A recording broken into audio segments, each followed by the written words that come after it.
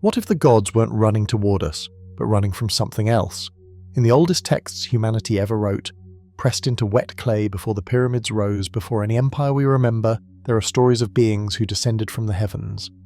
But these weren't tales of divine creation.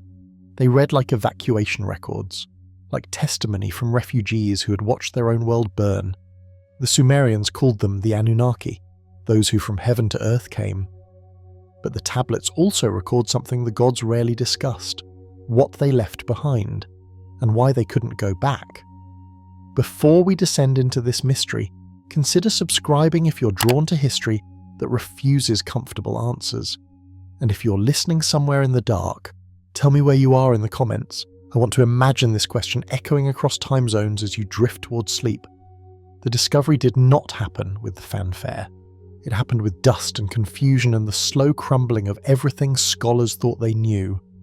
In the late 19th century, European archaeologists working in the deserts of southern Iraq began unearthing the remains of cities that had been buried for millennia. They expected to find primitive beginnings, the clumsy first attempts of humanity to organize itself into something resembling civilization. They expected stone tools and simple shrines and the gradual awkward climb from barbarism to culture. What they found instead stopped them cold. Beneath the sand lay libraries, tens of thousands of clay tablets stacked and catalogued and deliberately preserved. When linguists finally cracked the wedge-shaped script, they discovered not hesitant scratches, but complete theological systems, detailed divine hierarchies, astronomical observations of startling precision, legal codes more sophisticated than anything that would appear in Europe for another 3,000 years. The Sumerians had not fumbled their way into civilization. They had arrived in history already knowing their lines, and at the centre of everything they wrote, governing every aspect of their world, were the Anunnaki. The phrase itself has been debated by scholars for over a century. Some translate it as princely offspring or those of royal seed. Others read it as those who from heaven to earth came, a literal description of descent from somewhere else. The Sumerian language, itself an isolist with no known relatives, does not yield easy answers. But what remains consistent across every translation is the implication of origin elsewhere.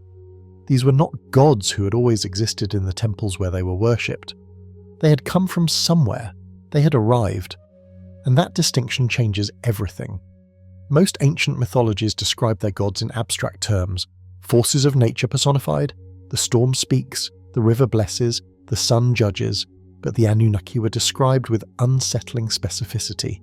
They had bodies, they had needs, they ate and drank and required sustenance, they quarrelled with each other over territory and power and the affections of mortal women.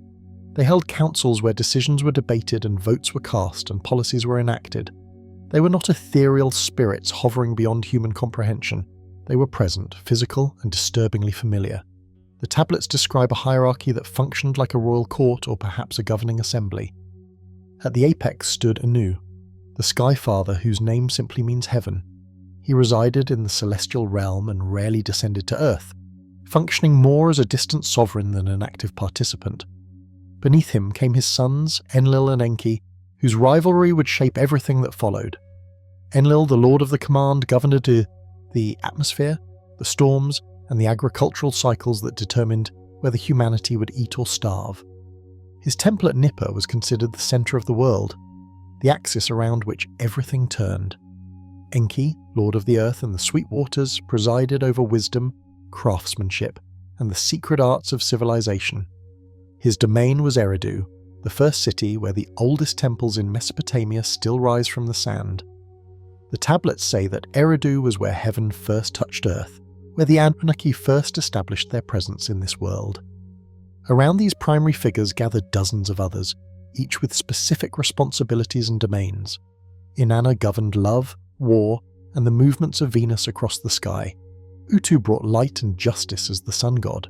Nanna presided over the moon and the measurement of time. Ninhursag, the Great Mother, oversaw birth and the fertility of the land. But there was another group mentioned repeatedly in the texts whose role raises questions that scholars have never satisfactorily answered. They were called the Agigi, sometimes translated as the Watchers or the ones who observe. They appear to have been lesser, divine beings, subordinate to the great Anunnaki, assigned to perform the labour that maintained the world. The tablets describe them digging canals, mining the earth, and maintaining the infrastructure that kept civilization functioning. They worked for thousands of years, the texts say, until finally they could bear no more. But we will return to their rebellion later. For now, consider what the tablets tell us about the physical nature of these beings. Cylinder seals from the 3rd millennium before the Common Era depict the Anunnaki in human form but larger, grander, radiating something the Sumerians called Melamu. This word has been translated as divine radiance or terrifying splendour, a visible aura that surrounded the gods and marked them as different from ordinary mortals. In some depictions, this radiance appears almost like a halo or perhaps a protective field. In others, it seems to emanate from their garments or from objects they carried. Their lifespans were another anomaly. The Sumerian king list, which we will examine closely later, records rulers who reigned for tens of thousands of years before the flood. These were not fully immortal beings in the sense that later mythologies would imagine. They could be killed, they could be wounded, they aged, albeit slowly, but their relationship with time was fundamentally different from ours, stretched across scales that human minds struggle to comprehend. Scholars have offered many explanations for these descriptions. The most common interpretation treats the Anunnaki as nature gods, personifications of cosmic forces that the Sumerians dressed in human characteristics to make them comprehensible.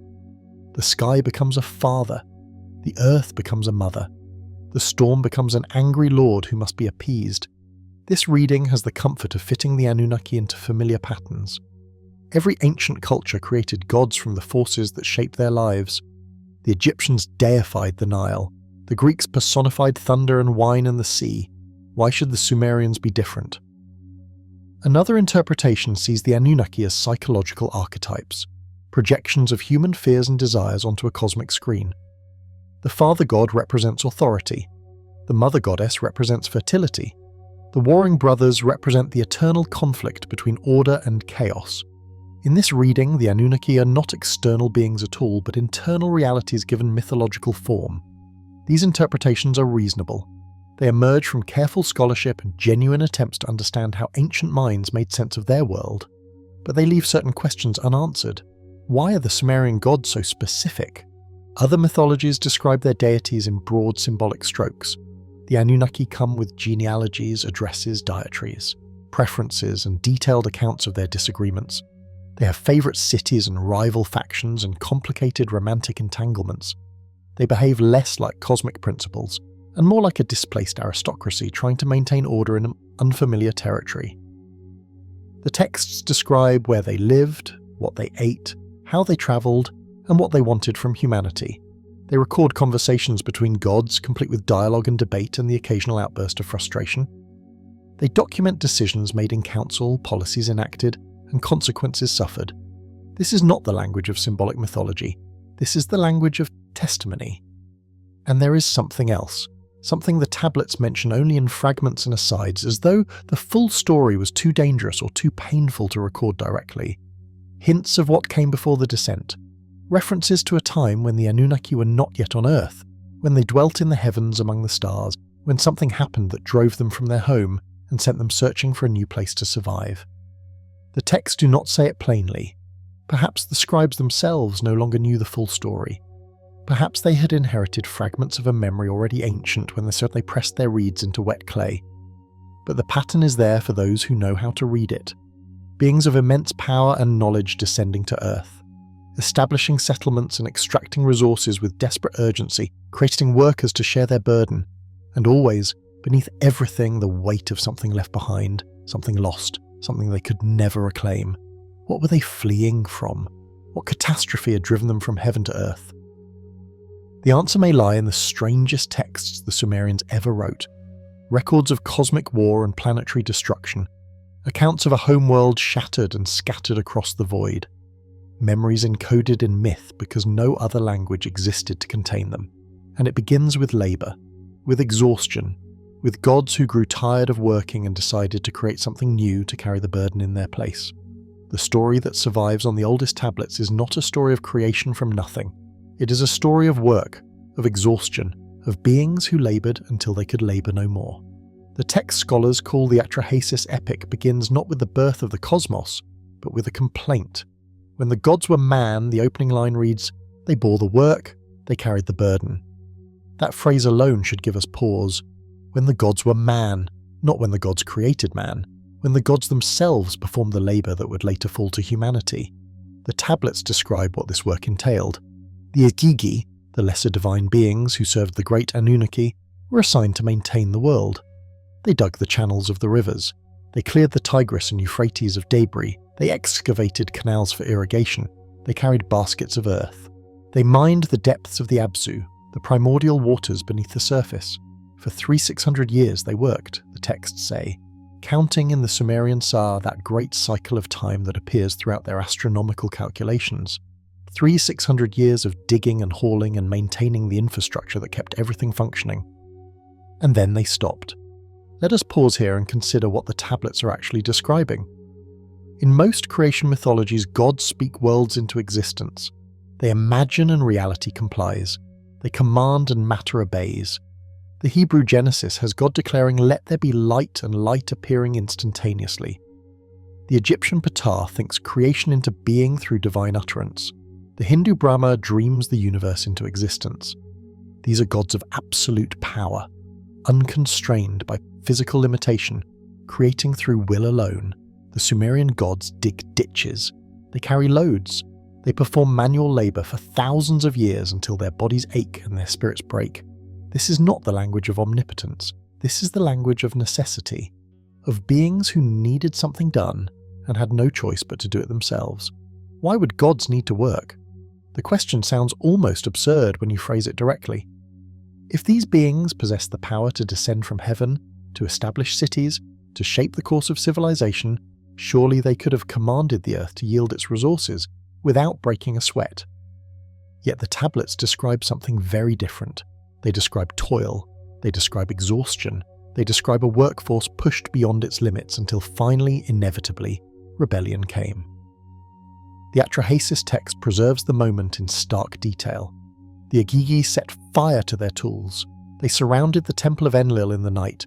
They burned their equipment and marched on the assembly of the great gods, demanding relief. The tablet describes how Enlil awoke to find his sanctuary surrounded.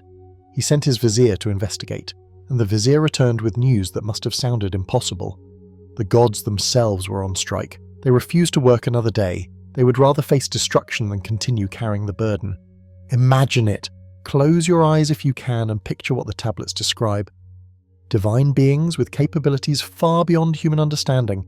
Beings who could traverse the heavens and live for thousands of years, gathered in the night with torches in their hands, their faces lit by the flames of their burning tools, chanting demands for an end to their labour. This is not the imagery of cosmic mythology.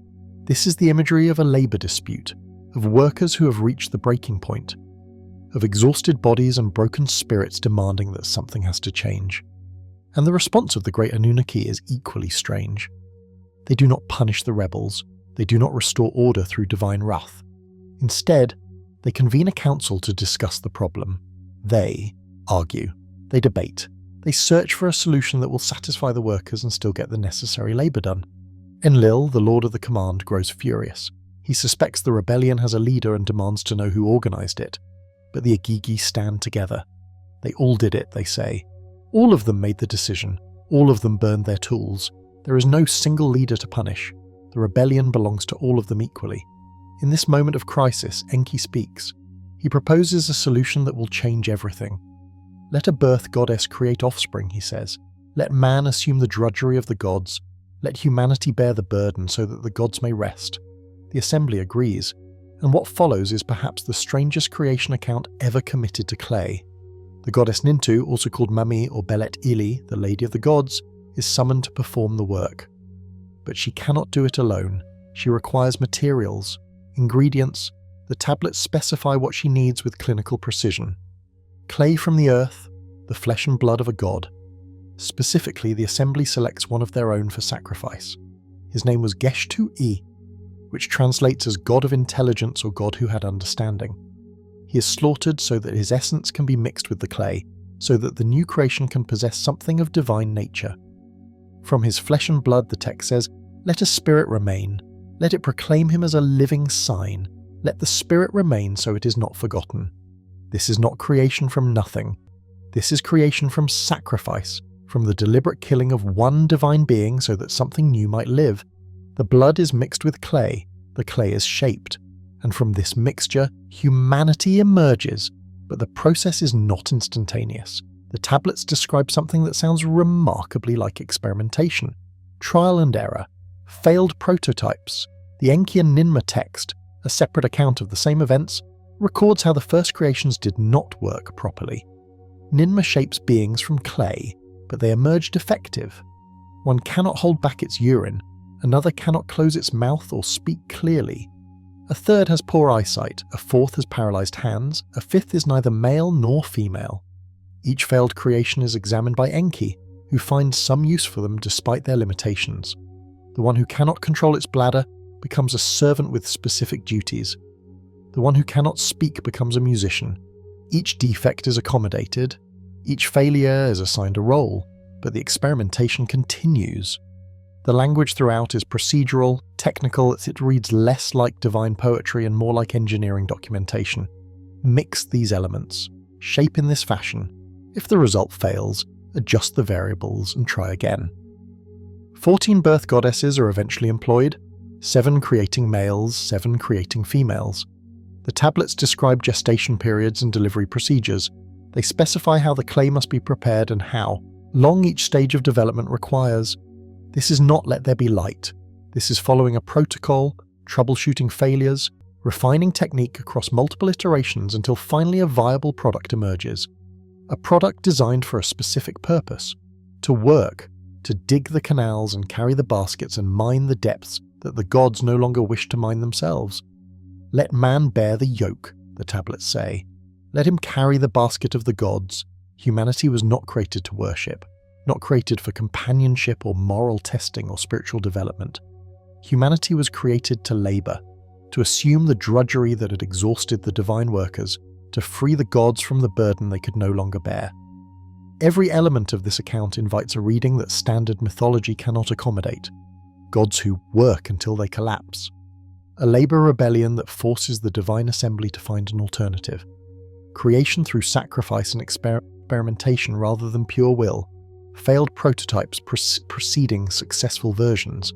And a final product designed specifically for physical labour, manufactured to serve needs that beings of supposedly unlimited power could not meet themselves. What kind of gods need workers? What kind of divine beings run out of energy? What kind of heavenly rulers convene councils to debate solutions because they cannot simply command reality to comply? The answer the tablets suggest, if we read them without the comfortable filter of mythology, is that these were not gods in any conventional sense. They were beings of great power and long life, yes. Beings with knowledge and capabilities far beyond the humans who would later record their stories. But they were not omnipotent. They were not unlimited. They inherited problems rather than creating from nothing. They struggled against constraints, they grew tired, they had needs that could not be wished away. Consider what this would mean. Beings arriving on Earth from elsewhere, from a place they called heaven but which may have been simply another world. Arriving with advanced knowledge and technology but with limited numbers, needing to extract resources, to maintain infrastructure, to build a foothold on an unfamiliar planet, working themselves for centuries, for millennia, until the labour force they had could not sustain the effort any longer. And finally, as a desperate solution, engineering a new species to carry the burden, not through magic, through procedure, through experimentation, through the mixing of their own genetic material, their temu, their divine understanding with the raw material of this new world, the clay, the earth itself. The story makes a terrible kind of sense when read this way. Refugees from a destroyed home would not have unlimited resources. They would not be able to wave their hands and command obedience. They would have what they brought with them and what they could build or grow or create from local materials. They would need labour. They would need workers who could survive in this environment, who could handle the physical demands of mining and agriculture, who could reproduce and multiply without requiring the finite divine population to sacrifice more of its own. The creation of humanity, in this reading, was not an act of divine love or cosmic purpose. It was a solution to a logistics problem, an answer to the question of how a small population of powerful refugees could accomplish the work necessary to survive, And the remnants of this origin echo throughout Sumerian thought. Humanity was created to serve the gods, not metaphorically, literally. Every temple was a house where gods lived, requiring food and drink and maintenance. Every ritual was an act of service, providing for beings who had needs that had to be met. Every prayer was addressed to entities who might or might not respond depending on their own concerns and priorities. The relationship between gods and humans in Sumerian thought was not the relationship between creator and beloved creation. It was the relationship between employers and employees, between those who needed work done and those who had been manufactured to do it. The vocabulary throughout the tablets reinforces this reading. When the Sumerians described their relationship to the gods, they used words that meant servant and worker. When they described what the gods wanted from humanity, they specified labour and offerings and the maintenance of divine households. There was affection sometimes, the way an owner might feel affection for useful property.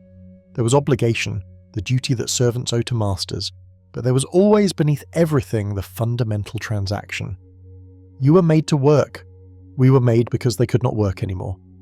In the quiet hours of the night, when the museums close and the visitors go home, and the display cases stand silent in the dark, the tablets wait. Each one a fragment of this story, each one bearing the fingerprints of scribes who lived and died 5,000 years ago, pressing into wet clay the testimony that had been passed down to them. They did not invent these stories, they recorded them. They preserved what they had been told by those who came before, who had been told by those who came before them, stretching back through centuries to a time when the memory was still fresh, when the gods still walked among mortals, when humanity still remembered what it had been made for. The tablets breathe in the darkness, they hold their silence, they wait for someone to read them not as mythology but as testimony, as the record of something that happened so long ago that only fragments survive, encoded in the only language that could contain them, a language of gods and clay and blood, a language of labour and rebellion and desperate creation. Across the world, in other archives and other museums, similar stories wait. The Greek titans overthrown by their own children, imprisoned beneath the earth but not destroyed. The Norse Aesir, knowing that Ragnarok will come, that their power is not eternal, that they too will fall someday. The Hindu Devasirs, locked in eternal struggle with the Asuras, neither side ever achieving final victory. Powerful beings, yes, divine by human standards, but not omnipotent, not unlimited, not the absolute creators that later monotheistic traditions would imagine. Again and again, the oldest stories describe gods who struggle, gods who fight, gods who lose, gods who inherit problems rather than speaking perfection into existence.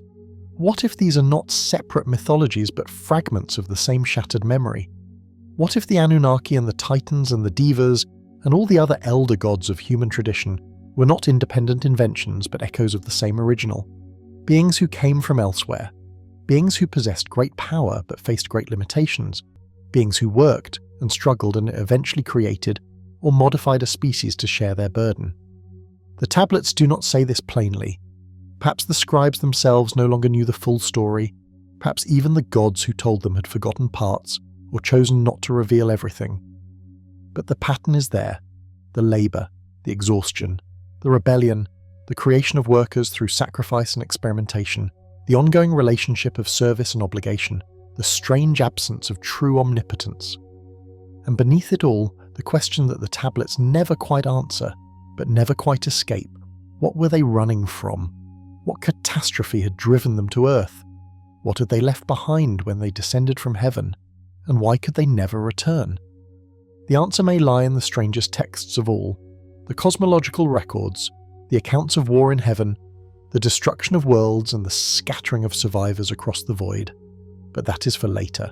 For now, let the tablets rest in their silence. Let the fingerprints of the ancient scribes hold their testimony.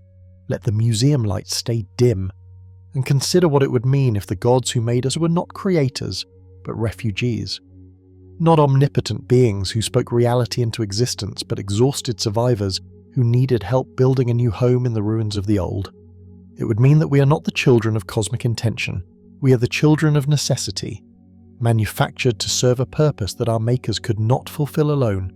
It would mean that the divine essence mixed into our clay was not a blessing but a solution A way to give workers enough intelligence to follow instructions, enough initiative to solve problems, enough understanding to be useful without being threatening. It would mean that somewhere, in the darkness between stars, there are ruins, fragments of a world that was, debris scattered across the void where a home used to be, and somewhere in the genetic memory of our species, buried too deep to reach consciously, there might be echoes, traces of the knowledge that was shared with us, fragments of the understanding that made the gods what they were before catastrophe drove them to create something new from clay and sacrifice. The tablets breathe in the dark, they wait, they remember. And tomorrow, when the museum opens and the visitors return, they will still be there, silent, patient, holding the oldest story humanity ever wrote. Not a story of beginnings, a story of survival, of exhaustion, of creation born from desperation, and of a question that still has no answer. What were the gods of Sumer fleeing from when they descended from heaven to earth? Among the thousands of tablets recovered from the ruins of Mesopotamia, some contain information that has no business being there. Star charts that track planetary movements with precision we did not achieve again until the invention of the telescope. Mathematical tables that calculate celestial cycles spanning thousands of years. Observations of bodies in our solar system that should have been invisible to people without advanced optics. The Sumerians knew things about the heavens that scholars still struggle to explain. They tracked the 584-day synodic cycle of Venus with accuracy confirmed only by modern astronomy. They calculated the orbital periods of Jupiter and Saturn. They understood the precession of the equinoxes, that slow wobble in Earth's axis that takes nearly 26,000 years to complete a single cycle. They mapped constellations we still recognize today, the bull, the lion, the scorpion, the water bearer. But they also recorded something else, references to celestial bodies and cosmic events that do not fit neatly into any interpretation of ancient sky-watching. The question that haunts anyone who studies Sumerian astronomy seriously is not whether they were sophisticated observers. They clearly were. The question is how they acquired knowledge that seems to require either centuries of institutional record-keeping that predates their civilization, or access to information from somewhere else entirely. Consider what astronomical observation actually requires. To track Venus across its full cycle demands continuous watching over years. To recognize the precession of the equinoxes requires comparing stellar positions across generations, noting tiny shifts that accumulate over centuries into recognizable patterns. To calculate the orbital periods of outer planets requires mathematical models and observational data spanning decades at minimum. The Sumerians appear in history around 3500 BC with this knowledge already in hand. There is no developmental period, no fumbling early attempts preserved in the archaeological record. They simply possess it, as if they inherited a complete astronomical tradition from teachers who had already done the work of discovery. And woven throughout their celestial knowledge are the names of the Anunnaki. Each planet bore the name of a god. The moon belonged to Nana, the sun to Utu, Venus to Inanna, Jupiter to Marduk, Saturn to Ninurta.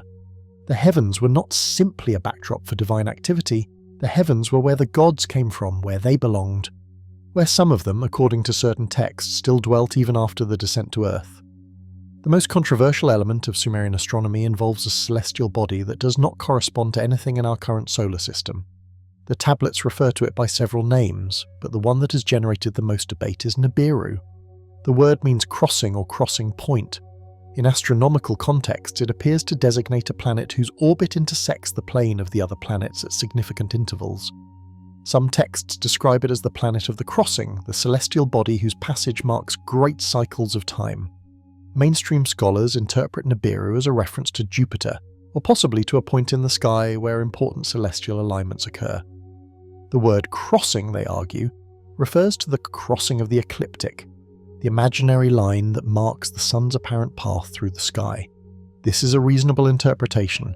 It fits the data without requiring us to posit undiscovered planets or exotic astronomical claims. But there are other texts that do not fit this reading quite so neatly. Texts that describe Nibiru not as a visible planet in our current night sky, but as a body with an enormous orbital period, a world that approaches the inner solar system only at vast intervals. Texts that connect Nibiru specifically to the Anunnaki, describing it as their point of origin, the place from which they descended to Earth. The most elaborate astronomical mythology the Sumerians produced was a text the Babylonians later called the Enuma Elish. It survives on 7 tablets recovered from the library of Ashurbanipal in Nineveh, though the story it tells is far older than the Babylonian Empire.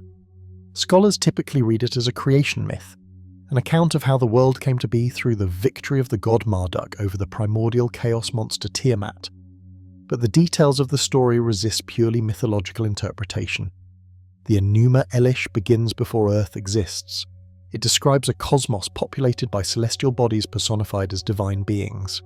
Apsu, the primordial freshwater, represents one entity. Tiamat, the saltwater, represents another. They mingle their waters and give birth to generations of gods, each generation representing a different stage in the formation of the solar system. What makes this account remarkable is how closely it tracks with modern theories of planetary formation. The mingling of waters describes the early solar nebula, where matter coalesced and separated into distinct bodies. The generations of gods represent the sequence in which planets formed. And the conflict at the heart of the story, the battle between Marduk and Tiamat, describes something that sounds very much like a cosmic catastrophe. Tiamat in the text is portrayed as a vast primordial being who threatens the younger gods. She raises an army of monsters. She creates weapons of terrible power. She prepares to destroy the upstart deities who have disturbed her rest. The younger gods tremble. None of them dare face her alone. Then Marduk steps forward. He makes a bargain with the assembly.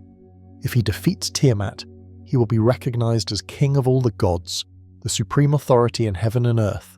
The assembly agrees, and Marduk goes to war. The battle that follows is described in vivid detail. Marduk arms himself with winds and storms. He fashions a net to capture Tiamat. He drives his war chariot toward her, and when she opens her mouth to swallow him, he sends the winds rushing into her body, inflating her until she cannot move. Then he fires an arrow through her heart. Tiamat dies. And what happens next is the strangest part of the account. Marduk does not simply defeat Tiamat. He dismembers her. He splits her body in 2. One half becomes the heavens, the other half becomes the earth. Her eyes become the sources of the Tigris and Euphrates rivers. Her tail becomes the Milky Way. Her blood is scattered across the cosmos. And between the 2 halves of her corpse, between the upper heavens and the lower earth, Marduk places a barrier, a structure the Sumerians called the hammered bracelet. Scholars have debated what this phrase means. Some read it as a poetic description of the sky, the barrier between the earthly realm and the divine heavens. Others see it as a reference to the boundary between the waters above and the waters below, a cosmological concept that appears in other ancient Near Eastern traditions. But there is another interpretation, one that reads the Enuma Elish not as abstract mythology, but as a memory of actual events, encoded in divine language because no other framework existed to contain them. What if Tiamat was a planet, a world in our solar system that no longer exists, a celestial body that orbited between Mars and Jupiter, in the region now occupied by scattered rock and ice, the debris field we call the asteroid belt? What if the battle between Marduk and Tiamat describes a cosmic collision, a cataclysm that shattered one world and scattered its fragments across millions of miles? What if the waters that spilled when Tiamat was split were not literal water, but a metaphor for the ice and matter that would have dispersed through space when a water-bearing planet was destroyed? The asteroid belt remains one of the solar system's great puzzles. Current theory suggests it represents material that never coalesced into a planet, prevented from forming by the gravitational influence of Jupiter. But older theories proposed that the asteroids were fragments of a destroyed world, remnants of a body that was shattered by some catastrophic event early in the solar system's history. The Sumerians had a name for this region.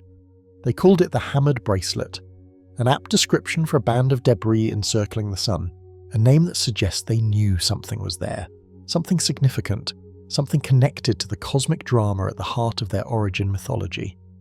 If we read the Enuma Elish through this lens, the story transforms from abstract mythology into something more unsettling, a record of planetary destruction, an account of a world that was lost, and perhaps, if we push the interpretation further, an explanation for why beings who called themselves the Anunnaki would descend from heaven to earth. If their home was destroyed, if the world they came from was shattered in a cosmic collision, if they survived because they were elsewhere when the catastrophe occurred, or because they had the capability to flee before the end came, then the descent to Earth was not divine will. It was evacuation. It was survival. It was refugees from a destroyed planet seeking a new home amid the wreckage of their solar system. This interpretation finds echoes in other ancient traditions. The Greek myths describe the Titans, elder gods overthrown and imprisoned, their realm destroyed. The Norse myths describe Ragnarok, the twilight of the gods, a cataclysm that will end the current cosmic order. Hindu mythology speaks of the dissolution and recreation of worlds, cycles of destruction followed by cycles of renewal. Again and again, the oldest stories describe cosmic catastrophe. Again and again, they describe gods who struggle and suffer and sometimes lose. What if these are not independent inventions but fragments of the same shattered memory? Survivors of a destroyed world, scattered across the cosmos, arriving on different shores and telling their story in different languages. The details would change, the names would change, but the core would remain. We came from elsewhere. Our home was destroyed. We survived, but at a cost. The Sumerian tablets describe the descent to Earth in language that does not sound spiritual. It sounds physical. The Anunnaki did not simply manifest on Earth through divine will. They travelled, they descended, they arrived. The tablets use a word that has generated significant scholarly debate: Shem. In many contexts, Shem means name or reputation, but in others, particularly in descriptions of divine travel, it appears to designate something else, a vehicle, a vessel, something that carries its occupants from one place to another.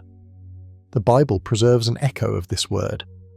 In Genesis, the builders of the Tower of Babel say, "Let us make a name for ourselves." But the Hebrew word used is Shem. Let us make a Shem for ourselves. Scholars have puzzled over why making a name would require building a tower that reaches to heaven, unless Shem here means what it appears to mean in the older Sumerian texts, a vehicle, something that travels, something that connects Earth to the heavens. When the Anunnaki descended, the tablets say they came first to Eridu. The name itself is significant. It derives from words meaning home in the far away or house in the far away. This was the first city, the place where heaven first touched Earth, the point of contact where beings from elsewhere established their initial presence on this planet. Eridu has been excavated. Its ruins are real. They lie in southern Iraq, near the modern city of Nasiriyah. Archaeologists have uncovered temples dating back nearly 8,000 years, layers of construction built one atop another for millennia. The oldest structures are not primitive huts but sophisticated architecture, oriented to cardinal directions, designed with geometric precision. This is where they landed. This is where the descent ended and the work began. And the language used to describe what came next is the language of survival, not conquest. The Anunnaki did not arrive in triumph to claim a world they had created. They arrived in need. They established outposts, way stations, mining operations. They extracted resources. They built infrastructure. They worked for thousands of years until the labour broke them and they had to find another solution. The tablets describe specific settlements with specific purposes. Eridu was the first. Bad Tabira became a metallurgical centre. Larak was established for unknown purposes, its function lost to time. Sippar became associated with the sun god Utu and with justice. Shurapak was the city of the healing goddess. Each city served a function in a network that spanned southern Mesopotamia. Each was connected to the others by canals and roads. Each was governed by an Anunnaki overseer who reported to the Great Assembly. This is not the structure of a divine pantheon. This is the structure of an organised settlement. An expedition establishing a presence in unfamiliar territory. A refugee population building the infrastructure necessary for long-term survival. And always, beneath the organisational details, beneath the accounts of labour and governance and divine hierarchy, there is that shadow. The thing they do not speak of directly. The world they left behind. The catastrophe that drove them across the void to this small planet orbiting an ordinary star. At twilight, when the light fades and the shadows lengthen across the ruins of Eridu, something happens that you have to be present to understand. The stones, worn smooth by millennia of wind and rain, begin to glow faintly in the dying light. The geometric foundations of temples that were ancient when Babylon was young trace patterns across the sand. And if you stand very still, if you quiet your breathing and let the modern world fall away, you can almost feel them. the weight of the lives that were lived here, the prayers that were offered, the work that was done, the memories that were encoded into clay so they would not be forgotten. Somewhere beneath these ruins, beneath layers of sand and collapsed brick and the accumulated debris of centuries, are the oldest stories humanity ever wrote. Stories of beings who descended from heaven. Stories of labour and creation. Stories of a world that was lost and a new home that was found. The archaeologists who excavate here will tell you that Eridu is where civilization began. They will show you the pottery sequences and stratigraphic layers that prove continuous occupation for thousands of years. They will explain how writing evolved and how cities developed and how religion took the forms that would persist across the ancient Near East. But the tablets tell a different story. The tablets say that Eridu was not a beginning. It was an arrival, a landing. The place where refugees from a shattered world first set foot on solid ground and began the long, slow work of rebuilding what they had lost. As the last light fades and the stars begin to appear, the same stars the Sumerians mapped with such impossible precision, you can almost hear them. The voices of the ancients, the whisper of reed stylus on wet clay, the fragments of testimony that survived when everything else was forgotten. They came from heaven. They descended to earth. They established their first city here, in this place, in these ruins that still hold the memory of their presence. And somewhere in the darkness between those stars, in the void where a world used to be, the debris still drifts, the hammered bracelet, the remnants of Tiamat, the shattered fragments of everything they lost when Catastrophe drove them across the cosmos to find a new home. We stand in the ruins of their landing site. We hold the tablets that record their testimony. We trace the fingerprints of scribes who lived and died, preserving these stories because they understood, as we are only beginning to understand, that memory is fragile, that worlds can end, that what seems eternal can be scattered across the void in an instant. The stars wheel overhead, following the same paths the Sumerians tracked with such precision. The wind carries dust from temple walls that have been crumbling for 5,000 years, and in museum archives across the world, the tablets wait, patient, silent, breathing in the darkness, holding the oldest story humanity ever inherited. Not created, inherited. From beings who came from somewhere else, who fled something terrible, who descended from heaven to earth because they had nowhere else to go, and who left us, pressed into the clay that outlasted their presence, the testimony of what they remembered about the world before this one, the world that was destroyed, the home they could never reclaim. If you want to understand what the Anunnaki truly were, do not look at their temples, do not look at the hymns composed in their honour or the rituals performed to appease them. Look instead at what they wanted. Look at their demands, look at the resources they extracted and the conflicts they fought and the desperate urgency that pulses through every account of their activities on Earth. Because when you examine the behaviour described in the tablets, a pattern emerges that does not fit the profile of omnipotent creator gods. It fits the profile of survivors, of refugees operating under conditions of scarcity, of beings who had lost everything and were determined never to be caught unprepared again. The tablets are remarkably specific about what the Anunnaki wanted from Earth. They wanted gold, not for decoration, not for currency. Gold extracted from the depths, carried up from mines, accumulated in quantities that suggest industrial use rather than ornamental display. The Atrahasis text describes the Igigi labouring in the Abzu, the watery depths, performing extraction work so grueling that they eventually rebelled rather than continue. Other texts describe mining operations in regions that scholars have tentatively identified with southern Africa, where gold deposits would later draw human miners in historical times. The question that standard interpretations struggle to answer is simple. Why would gods need gold? Divine beings of unlimited power should have no material needs. If they desired gold for aesthetic reasons, they could simply create it or transform other substances into it. The mythologies of absolute creator gods do not typically feature those gods performing mining operations or demanding that their creations dig metals from the earth. Yet this is precisely what the Sumerian texts describe, and they describe it with an intensity that borders on obsession. The gods needed this material. They required it for purposes the tablets do not fully explain.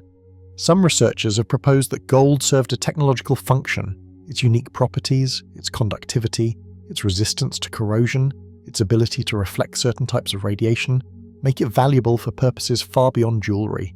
Modern spacecraft use gold coatings to protect sensitive instruments. Electronic components rely on gold connections. One speculative interpretation suggests that the Anunnaki needed gold to repair or maintain atmospheric conditions, perhaps on a damaged world or a vessel travelling through space. Another proposes that gold was essential to technologies they had brought with them, technologies that required rare materials not available where they came from. These interpretations cannot be proven from the texts alone, but they address the anomaly that traditional readings leave unexplained. Beings of supposedly unlimited power, behaving as though they faced material constraints. Gods acting like engineers with supply chain problems. Divine entities displaying the resource anxiety that characterizes populations who have experienced catastrophic loss. Consider the psychology of refugees. Those who have survived the destruction of everything they knew tend to develop certain behavioral patterns. They hoard resources, even when immediate scarcity has passed. They maintain hypervigilance against future threats. They establish strict hierarchies and control mechanisms. They conflict with each other over territory and status, their trauma expressing itself in disputes that seem disproportionate to outside observers. They work obsessively to rebuild what was lost, even when the work exceeds what their numbers can reasonably accomplish. Every one of these patterns appears in the Sumerian accounts of the Anunnaki. The resource extraction extends beyond gold.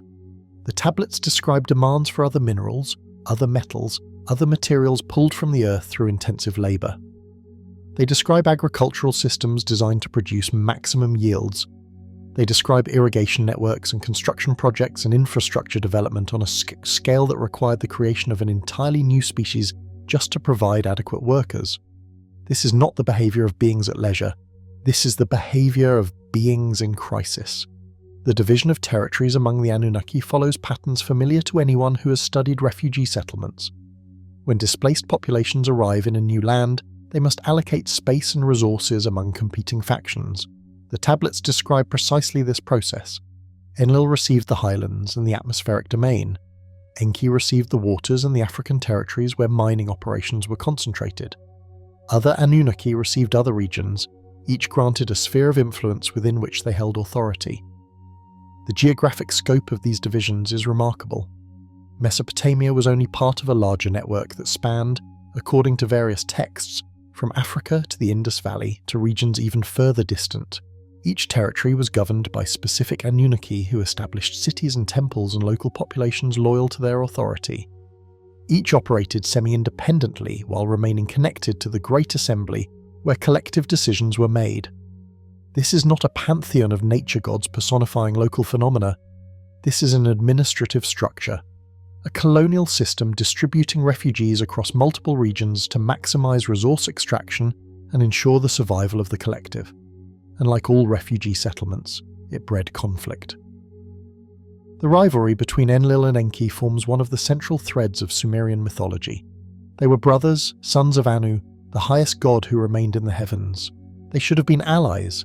They should have worked together to rebuild what was lost. Instead, they fought, constantly, bitterly, over territory, over authority, over the fate of the humanity they had created together. Enlil, the Lord of the Command, represented order and control. He believed in strict hierarchies, clear rules, absolute obedience.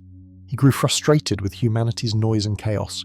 He saw the creatures they had made as tools that had become too numerous, too unruly, too independent. He wanted them reduced, controlled, or eliminated entirely. Enki represented a different approach. The Lord of Wisdom and the Sweet Waters felt something like affection for the beings he had helped create. He had contributed his own essence to their making. He saw potential in them that Enlil dismissed. When conflicts arose over humanity's fate, Enki consistently argued for preservation, while Enlil argued for destruction. This fraternal conflict escalated over centuries, perhaps millennia. The tablets record disputes, reconciliations, renewed disputes. They record territorial violations and accusations of overreach. They record the Great Assembly convening again and again to mediate between the two most powerful Anunnaki on Earth, neither of whom would yield to the other. Displacement trauma does this to families. Brothers who should support each other become rivals. Shared loss creates not solidarity but competition. The anxiety of survival channels into conflict with those closest at hand because the true enemy, the catastrophe that destroyed the homeland, is too vast and too permanent to fight. You cannot defeat a cosmic collision. You cannot reverse the destruction of a world. but you can blame your brother for the way he handles the aftermath. You can fight him over resources and territory and the proper treatment of workers. You can channel your grief and rage into conflicts that substitute for the one battle you could never win. Later texts describe weapons that scholars have struggled to explain. The destruction of Sodom and Gomorrah in the Hebrew Bible, which shares deep roots with Mesopotamian tradition, describes fire falling from heaven to obliterate cities in an instant. Similar accounts appear in Sumerian and Babylonian texts, describing divine weapons of terrible power deployed in conflicts between the gods themselves. One text describes a war between factions of the Anunnaki that left regions uninhabitable. Another describes weapons that could level cities, that poisoned the land, that created wastelands where nothing would grow for generations. These descriptions have generated various interpretations. Some scholars read them as poetic exaggeration, the mythological amplification of ordinary warfare. Others note that the effects described, the burning, the poisoning of land, the long-term contamination, match disturbingly well with what we now know about nuclear weapons and their aftermath. We cannot know for certain what these texts describe, but we can note the pattern. Beings who survived a cosmic catastrophe would have possessed technologies beyond anything their human servants could imagine. Beings in conflict, driven by trauma and desperation, might eventually deploy their most terrible capabilities against each other. And beings who had watched one world die might be less inhibited about destroying regions of another. The conflicts among the Anunnaki created the conditions for the greatest catastrophe humanity would face. Not an external disaster this time, but a deliberate choice, decision made in the Great Assembly, after countless cycles of human multiplication and divine frustration, the decision to let the flood come. But before we reach that moment, consider what the evidence of trauma reveals about who the Anunnaki truly were. They were not serene, omnipotent beings creating from pure will and watching their creation with detached benevolence. They were damaged. They were desperate. They carried wounds that the texts do not describe directly, but that manifest in every pattern of their behavior. The obsessive resource extraction, the rigid hierarchies and control mechanisms, the conflicts between factions that should have been united by common purpose, the creation of a worker species because their own numbers were insufficient for the labor required, the inability to agree on how to manage that species once it had been created. All of this reads as the behavior of survivors rather than creators, beings who had lost a world and were determined to build a new one, but who carried the scars of their loss in ways they could not escape. Beings who fought each other because they could not fight the catastrophe that had displaced them. Beings who demanded labor and resources and obedience because security felt permanently out of reach. Modern psychology has identified the patterns that trauma creates in individuals and communities. Hypervigilance, control-seeking, resource anxiety, conflict with those who should be allies, difficulty regulating emotional responses. A persistent sense that danger could return at any moment, that safety is illusion, that preparation is the only protection against a universe that has already proven itself capable of destroying everything you love. The Anunnaki, as described in the Tablets, display every one of these patterns, and if we read their stories through this lens, details that seem bizarre or arbitrary suddenly make sense. Their demand for temples is not divine ego. It is the need for secure housing, for defensive positions, for storage facilities where critical resources could be protected. Their requirement for offerings is not spiritual sustenance. It is the maintenance demands of a population that depended on their created workforce for food, for materials, for the basic necessities of continued existence. Their elaborate rituals are not empty ceremony. They are the transmission of practical knowledge, encoded in forms that would survive even if the original understanding was lost, the way refugees preserve technical skills through tradition when formal education becomes impossible. Even their eventual withdrawal from direct contact begins to make sense. Refugee communities that stabilize gradually transition from emergency mode to something more sustainable. The first generation maintains crisis behaviors because the crisis is still fresh in memory. Later generations, born in the new land, begin to develop different relationships with their environment. Eventually, if the community survives long enough, the refugees become settlers, become natives.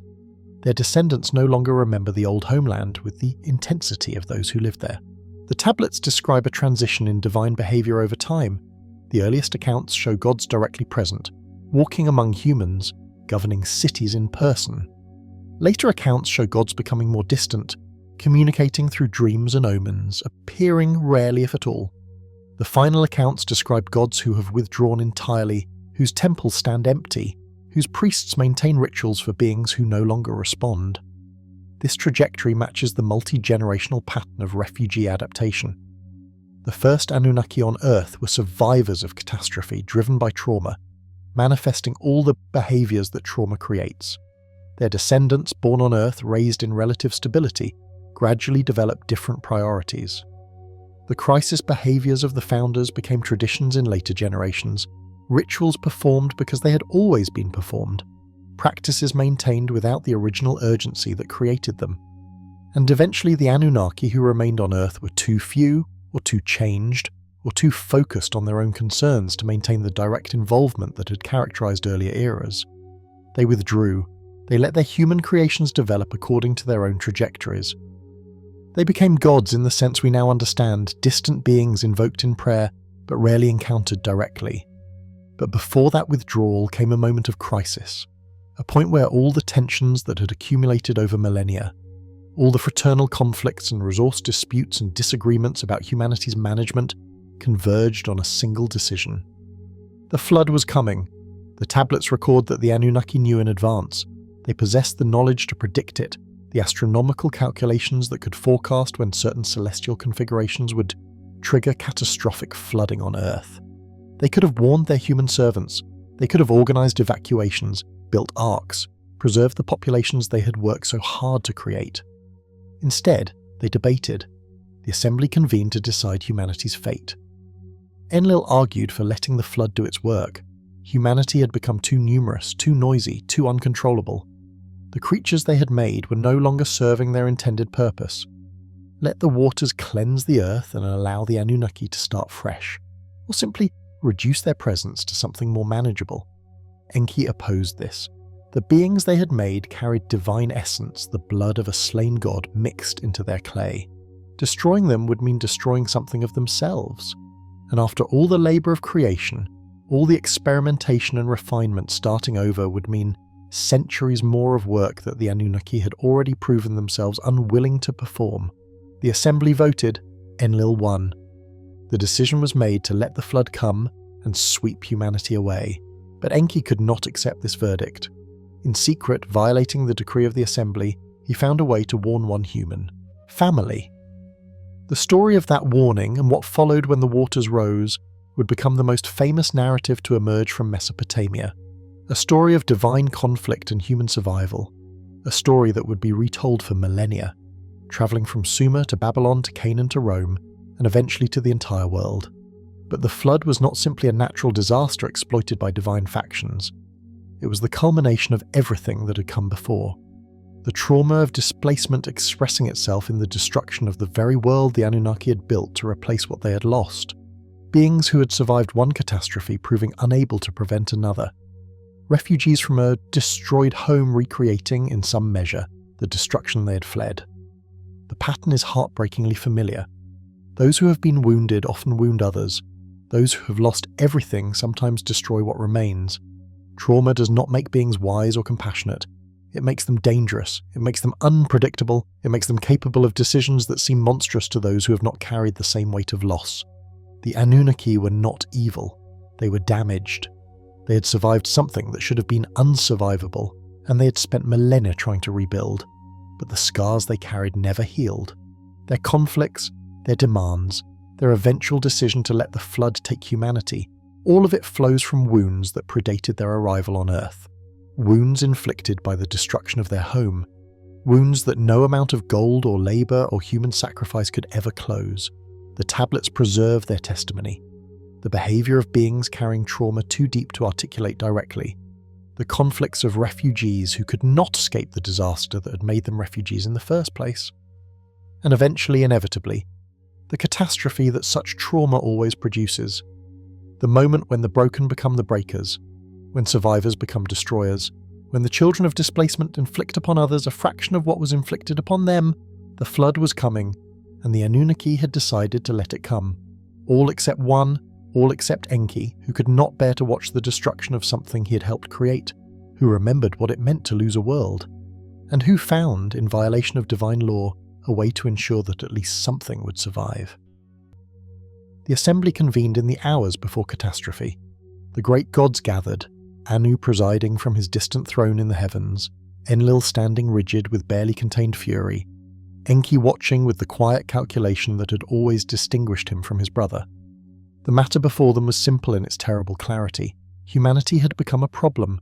The beings they had created to bear the burden of labour had multiplied beyond all expectation.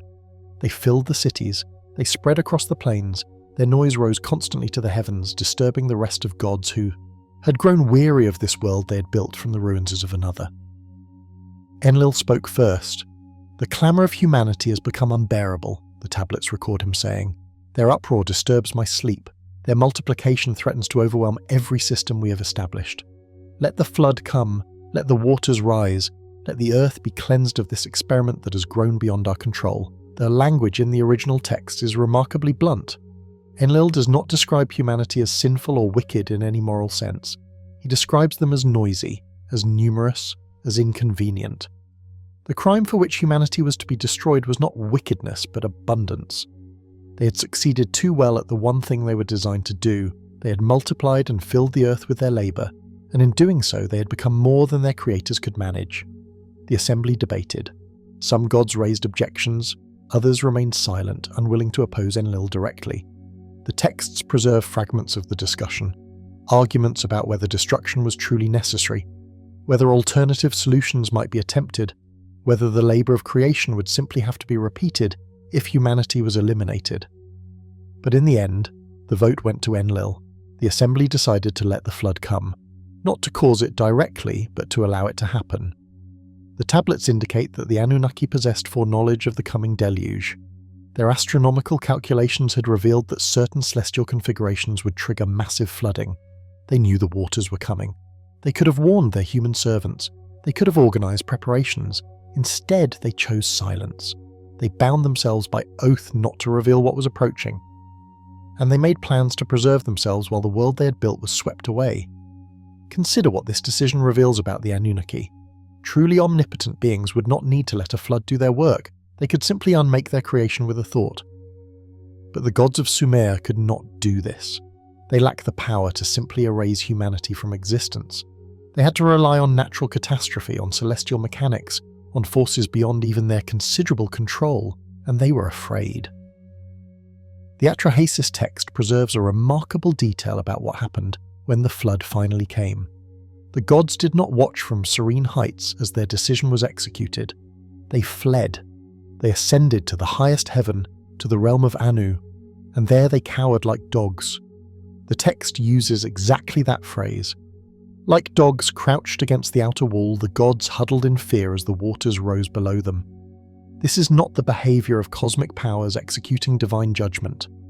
This is the behaviour of beings who have unleashed something they cannot control, who have set in motion a destruction that terrifies even them, who watch from their refuge as the world they built disappears beneath the waves. The goddess Nintu, who had helped create humanity from clay and divine blood, wept as the waters rose. "My creatures have become like flies upon the waters," she cried. "How could I speak evil in the assembly of the gods? How could I order battle for the destruction of my people? It is I who gave birth to my people. Now like the spawn of fish they fill the sea." Her grief fills the tablets with language of devastating loss. The mother of humanity watching her children drown, knowing she had participated in the decision that killed them, unable to stop what had been set in motion. The gods in their heavenly refuge grew hungry. This detail appears in multiple accounts. As the flood raged below, the gods who had fled discovered they had no sustenance. Their temples were underwater, their offerings had ceased. The human servants who maintained their tables and prepared their food were drowning by the millions. The divine refugees discovered what it meant to be cut off from the supply chains they had built. They discovered what hunger felt like when no one remained to feed them. For 7 days the flood raged. For 7 days the gods waited in their refuge, hungry and afraid, watching the destruction they had sanctioned, and then the waters began to recede. Enki had not obeyed the assembly's decree. In secret, violating his oath, he had found a way to warn one human. The texts give his name as Ziusudra in the oldest Sumerian version, Atrahasis in the Akkadian, Utnapishtim in the Babylonian telling that would later appear in the Epic of Gilgamesh. He was a king of Shuruppak, a devout man who had maintained proper worship despite the general chaos of the late antediluvian world. Enki spoke to him through the wall of his reed house. Perhaps this circumvention allowed Enki to technically honour his oath not to reveal the coming flood to humanity. He did not speak to the man directly. He spoke to the wall. He instructed the wall to repeat his words. The wall just happened to be thin enough for the man on the other side to hear. "Build a boat," the message said. "Abandon your possessions, seek life, fill the vessel with the seed of all living things." Ziusudra obeyed. He built a vessel of the dimensions Enki specified, sealed it with bitumen, loaded aboard his family and craftsmen and animals of every kind. When the waters rose, he floated upon them while the world below drowned. When the 7 days ended and the boat came to rest upon a mountain, he released birds to test whether the earth had dried. First a dove, which returned finding no resting place, then a swallow, which also returned. Finally a raven, which did not return. Land had emerged. Life could begin again. Ziusudra opened the vessel and made an offering. He burned cedar and myrtle on the mountainside, sending smoke up to the heavens where the hungry gods still waited. And the gods smelled the savour. They gathered around the offering like flies, the text says, like flies. Starving, desperate, drawn to the one source of sustenance that remained in a world they had chosen to destroy. Beings who had decided to eliminate humanity, discovering that without humanity, they could not feed themselves. Divine refugees realizing that the settlement they had abandoned was the only thing keeping them alive. Enlil arrived, aired at the offering site, and his reaction was fury. He had expected no survivors. He had expected the flood to cleanse the earth completely, leaving the gods free to decide at leisure whether to rebuild or simply depart. Instead, here was a human. Here was an ark full of creatures. Here was evidence that someone had violated the oath of secrecy that the assembly had sworn. "Who has done this?" Enlil demanded. "Who has preserved the seed of humanity when the assembly decreed their destruction?" Enki stepped forward and admitted his role. He argued that it would have been unjust to destroy the innocent alongside the guilty. He pointed out that the assembly now had a choice.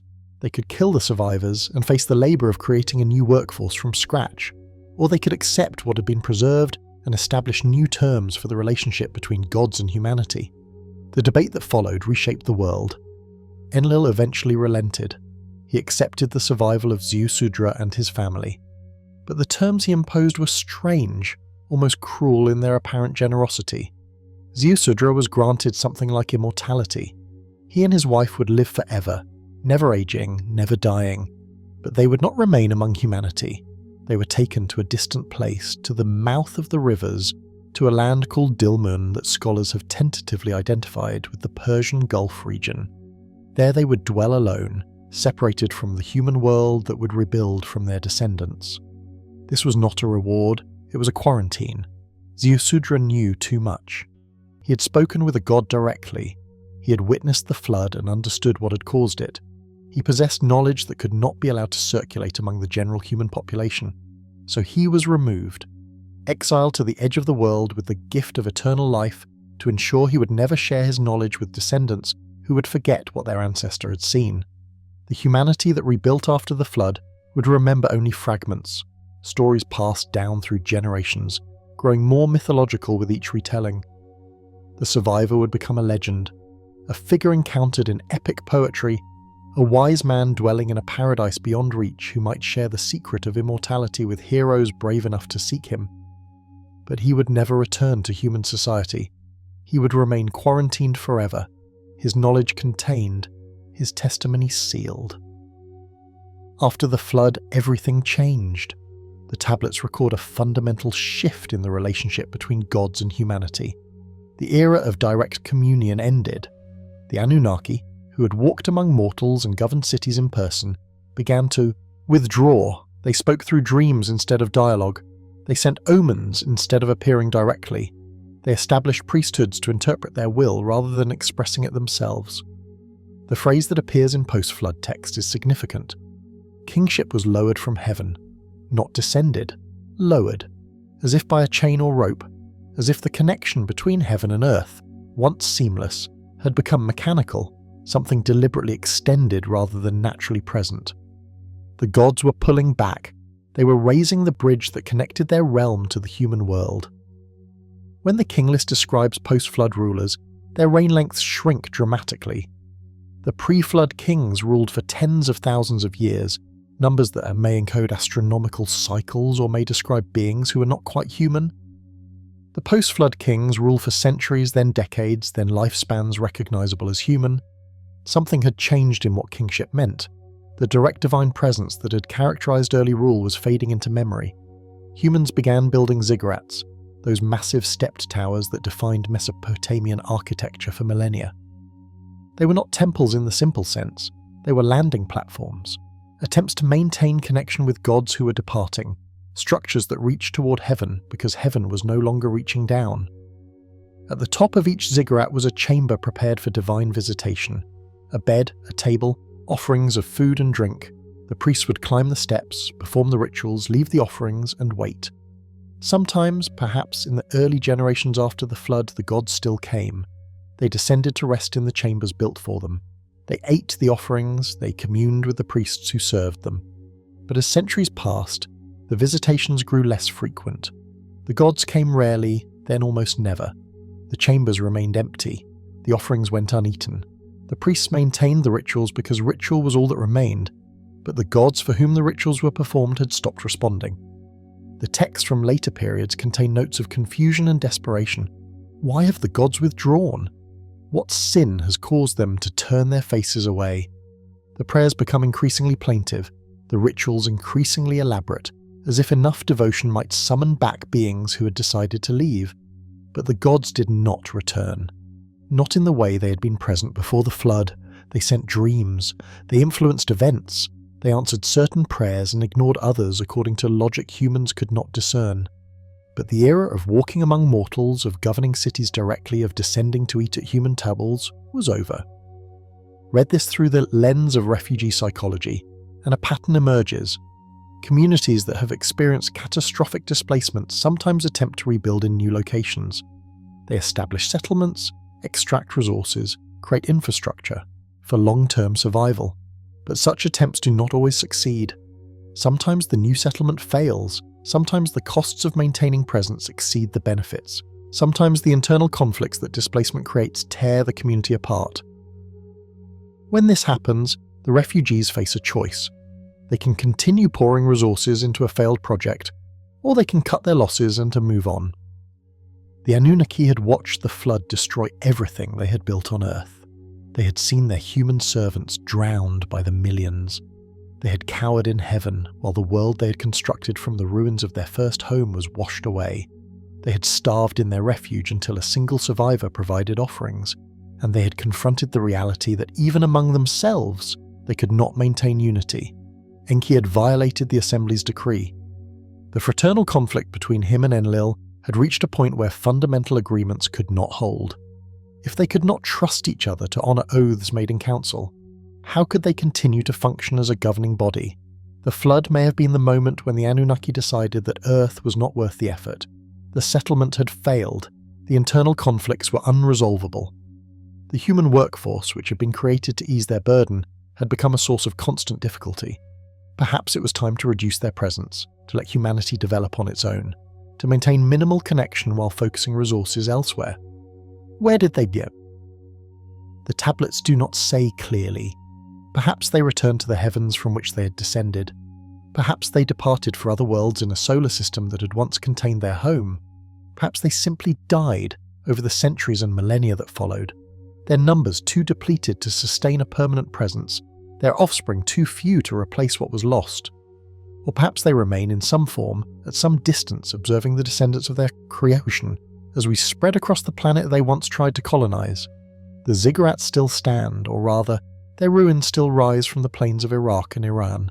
Uruk, Eridu, Babylon, massive structures built to reach toward gods who stopped coming. The stairs still climb toward platforms where offerings were left for beings who no longer descended to receive them. You can visit these sites today if the politics of the region permit. You can stand at the base of structures that were ancient when Rome was young, and look up toward the chambers where priests once waited for divine visitation. The chambers are empty now. They have been empty for thousands of years. The last offerings decayed. The last priest died.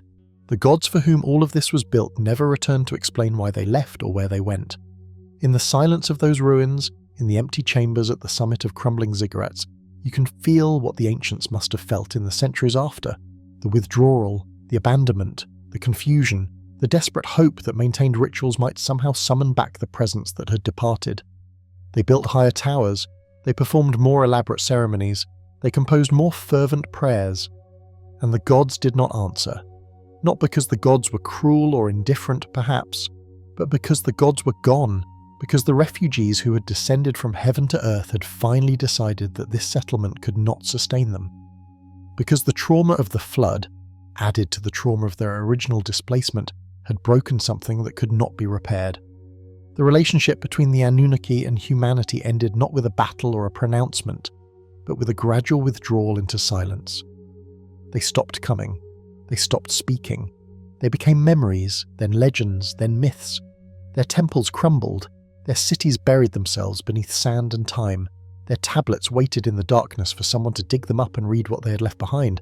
And the humans they created continued, building civilizations, fighting wars, wondering about their origins, looking up at the stars and sensing perhaps that something important had been lost, that somewhere in the distance of space or time, beings who had shaped our species were watching, or had stopped watching, or had never watched at all in the way we imagined.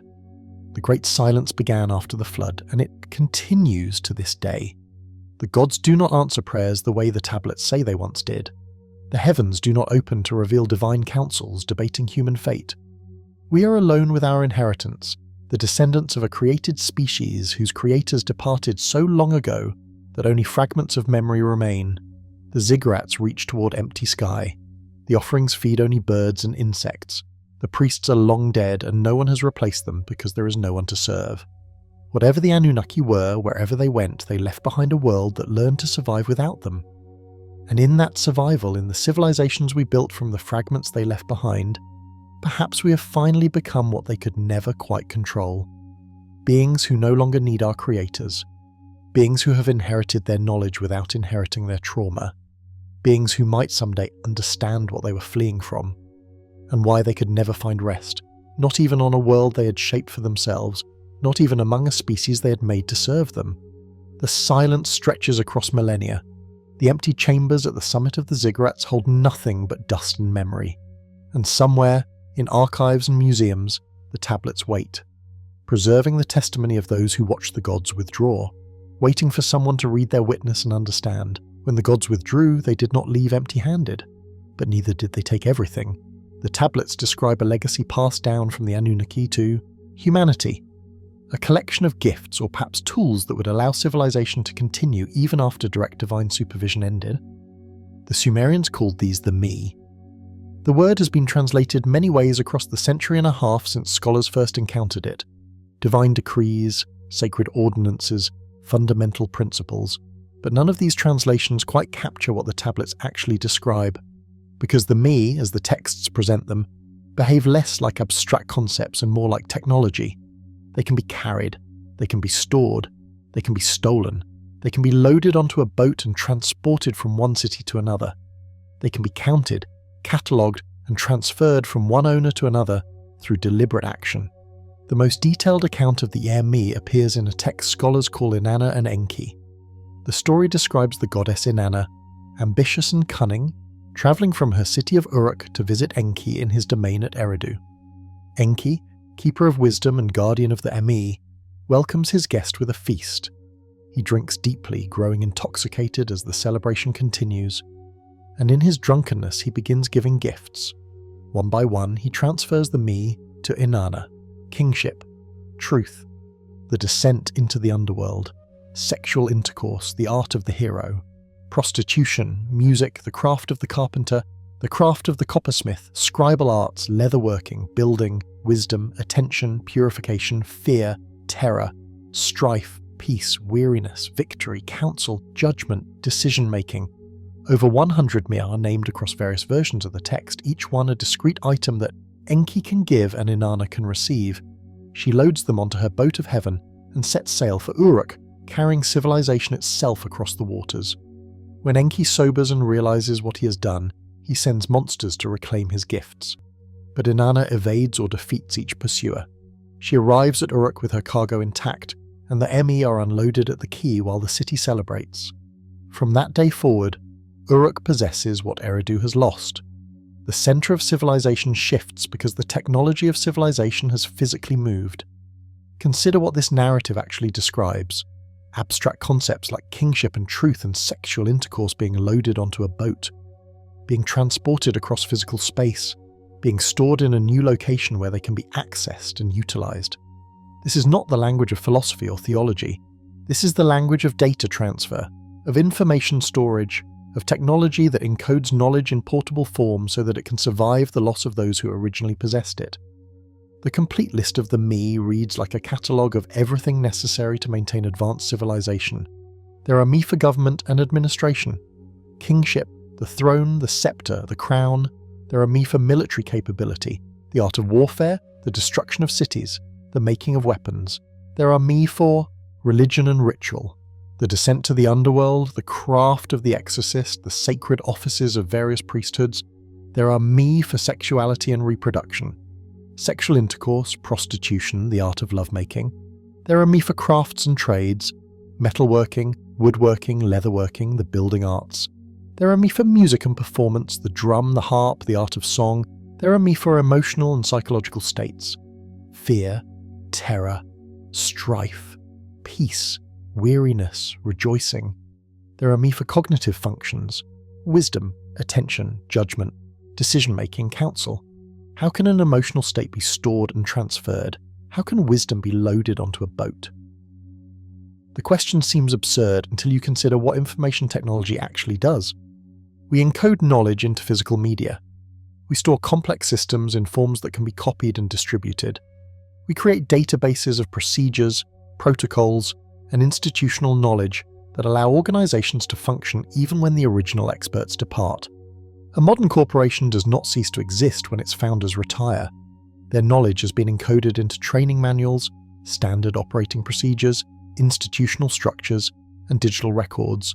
A new employee can access the accumulated wisdom of those who came before, loading the me of that organization into their own understanding through deliberate transfer.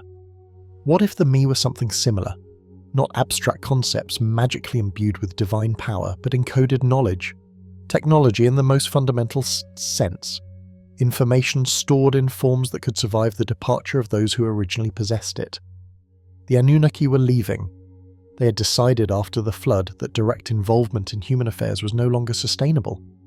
But they had invested millennia in building civilization on this planet. They had created a workforce, established cities, developed agricultural and industrial systems. Were they simply to let it all collapse? Or could they transfer enough knowledge to allow humanity to continue on its own? The me, read this way, becomes something like a survival kit. The essential information that refugees share with those they must leave behind. The accumulated wisdom of an advanced civilization, compressed and encoded and passed down to successors who would need to operate without direct guidance. Not everything could be transferred. Sometimes knowledge was too dangerous, too complex, too dependent on technologies that humanity did not possess. But enough could be shared to give the created species a chance at continuing what their creators had started. The temples became repositories. Each major temple housed its own collection of me, stored in inner sanctums where priests maintained and transmitted the knowledge. The rituals performed in these temples were not merely worship, they were procedures for accessing and implementing the encoded information, the proper sequence of actions, the correct words spoken at the correct times, the precise movements and offerings, all of it designed to activate knowledge that had been stored in forms that outlasted the beings who originally possessed it. Even the physical structures of the temples may have served as encoding mechanisms. The precise measurements, the astronomical alignments, the geometric relationships built into every wall and courtyard. These were not mere decoration. They were memory systems, ways of preserving mathematical and astronomical knowledge in stone that could be read by those trained to understand it, long after the original teachers had departed. The Sumerians understood that knowledge was fragile, that civilizations could fall and take their accumulated wisdom with them. They had inherited this understanding from beings who had watched their own world destroyed, and had fought to preserve what they could from the wreckage. The obsessive record-keeping that characterized Mesopotamian civilization. The thousands upon thousands of tablets documenting everything from astronomical observations to grain rations reflected this inherited anxiety. Write it down, preserve it, encode it in forms that will survive even if we do not. Because we know what it means to lose everything. We know what it means to rebuild from fragments. We know that knowledge not recorded is knowledge that dies with those who hold it. But the me were not the only inheritance. There was something else. Something that could not be stored in temples or transferred through ritual. Something that the tablets describe as having been mixed into humanity at the moment of creation and carried forward through generations ever since, the divine blood. When the Anunnaki created humanity from clay, they did not use clay alone. They slaughtered one of their own and mixed his flesh and blood with the earthly material. From the blood of the god, let a spirit remain. That spirit, that essence, that genetic contribution from divine sources became part of what made humanity different from other creatures.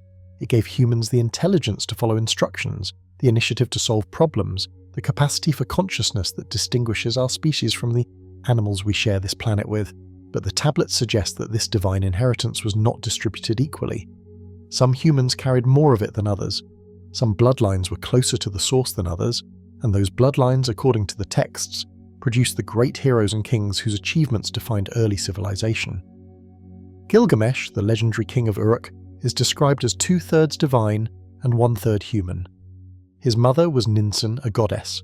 His father was Lugalbanda, a king who himself claimed divine ancestry. The proportions are strange, mathematically impossible in terms of simple genetics, but the meaning is clear. Gilgamesh possessed more divine essence than ordinary mortals. He stood between the human and divine worlds, participating in both, belonging fully to neither.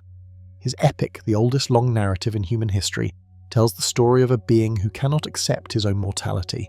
He possesses the strength and vitality of the gods but lacks their eternal life. He rages against this limitation. He journeys to the ends of the earth seeking the secret of immortality. He finds Utnapishtim, the flood survivor granted eternal life and exiled to the distant place where the rivers meet. And Utnapishtim tells him the truth he does not want to hear. Immortality is not for humans. Even those with divine blood must die. The gods kept eternal life for themselves when they created your species. You were made to work, to serve, to multiply and to end. Gilgamesh fails in his quest. He returns to Uruk having learned only that his name will live on through the walls he built and the deeds he accomplished. The divine blood grants him greatness, but not escape from the human condition. Yet the bloodline claims persisted through millennia. Every major dynasty in Mesopotamia traced its ancestry to divine sources. Kings inscribed their genealogies on temple walls, counting back through generations to the moment when a god had mated with a mortal woman or blessed a human line with special favour. These claims served political purposes, of course. Rulers who could claim divine blood possessed legitimacy that ordinary humans could not challenge. But the consistency of the claims across cultures and centuries suggests something more than mere propaganda. The belief that certain bloodlines carried divine essence was too widespread, too deeply embedded in ancient thought, to be mere fabrication. And it was not limited to Mesopotamia. Egyptian pharaohs were considered living gods, embodiments of Horus, sons of Ra. Chinese emperors ruled through the mandate of heaven, their authority rooted in cosmic rather than merely human sources. Indian rajas claimed descent from the gods of the Vedic pantheon. Japanese emperors traced their lineage to Amaterasu, the sun goddess. Mesoamerican kings performed blood rituals to maintain their connection to divine ancestors. Everywhere you look in the ancient world, you find the same pattern. Ruling classes claiming descent from beings who came from the sky. Bloodlines supposedly carrying something that ordinary humans lacked. A genetic or spiritual inheritance that justified power and explained greatness. What if these claims preserved a genuine memory? What if the divine blood mixed into humanity at creation was unevenly distributed, concentrated in certain lineages that were intentionally cultivated by the Anunnaki during their time on Earth? What if the kings and heroes who claimed divine ancestry were not inventing their genealogies, but accurately reporting an inheritance they did not fully understand? The tablets describe the Anunnaki mating with human women. They describe offspring of divine and mortal parentage who became rulers and heroes. They describe bloodlines that were tracked and maintained across generations, apparently valued for what they carried. If the Anunnaki were refugees from a destroyed world, their population would have been limited. They could not afford to lose any of their number to accident or age. Every birth would have been precious. Every genetic line would have been maintained as carefully as their other resources. Breeding with humanity would have served multiple purposes. It would have increased the number of beings carrying their genetic heritage. It would have created intermediaries who could function in both worlds, governing human populations while remaining connected to divine authority.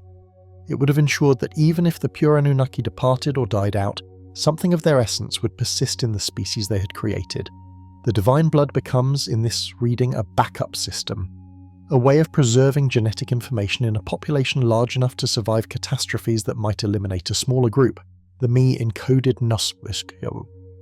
the bloodlines encoded biology. Together, they represented the inheritance that refugees leave behind when they can no longer stay. We carry this inheritance today, if the tablets speak truth.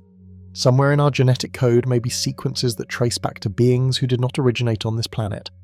Somewhere in our cognitive architecture may be capacities that were deliberately engineered rather than randomly evolved.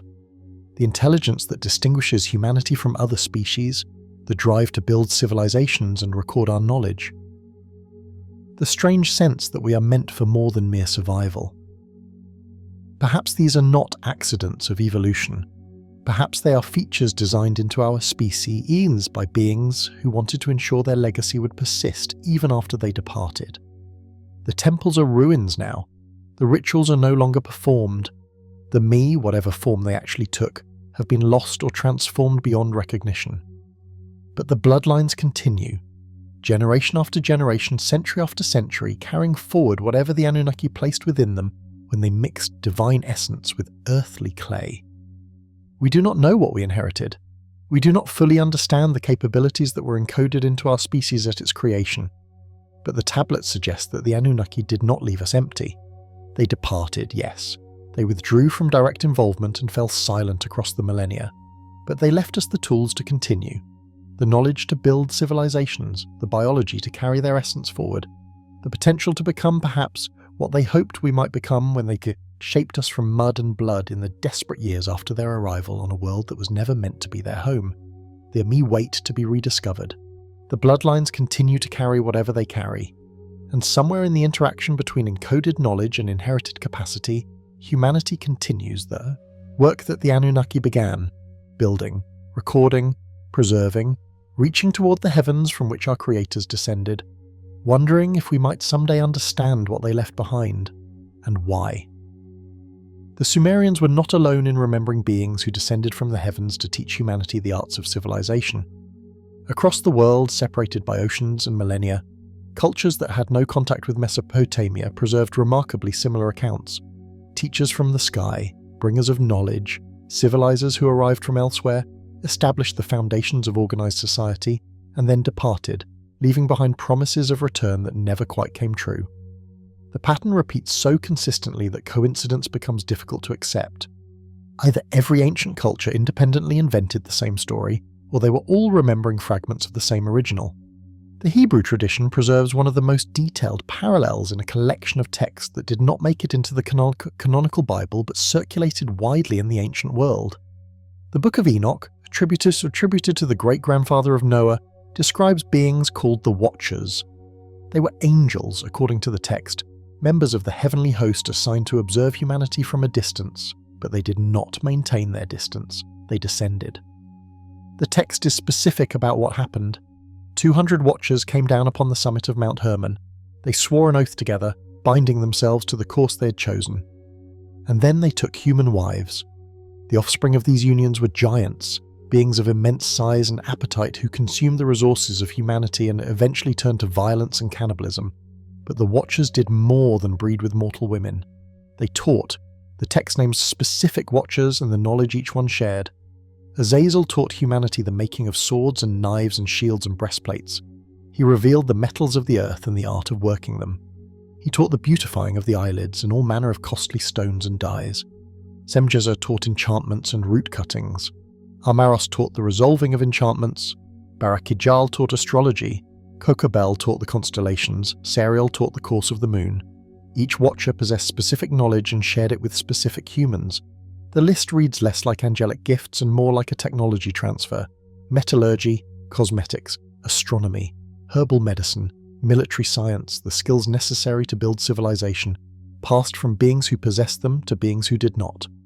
The text describes God's response to this unauthorized sharing. The Watchers had violated their mandate. They had mingled with humanity when they were meant to remain separate. They had shared knowledge that humans were not meant to possess, and so they were punished. But the punishment is strange. The Watchers were not returned to heaven. They were not simply sort of like unmade or cast into some spiritual darkness. They were imprisoned, bound in the valleys of the earth, chained beneath rocks and mountains to await a final judgment that the text implies has not yet come.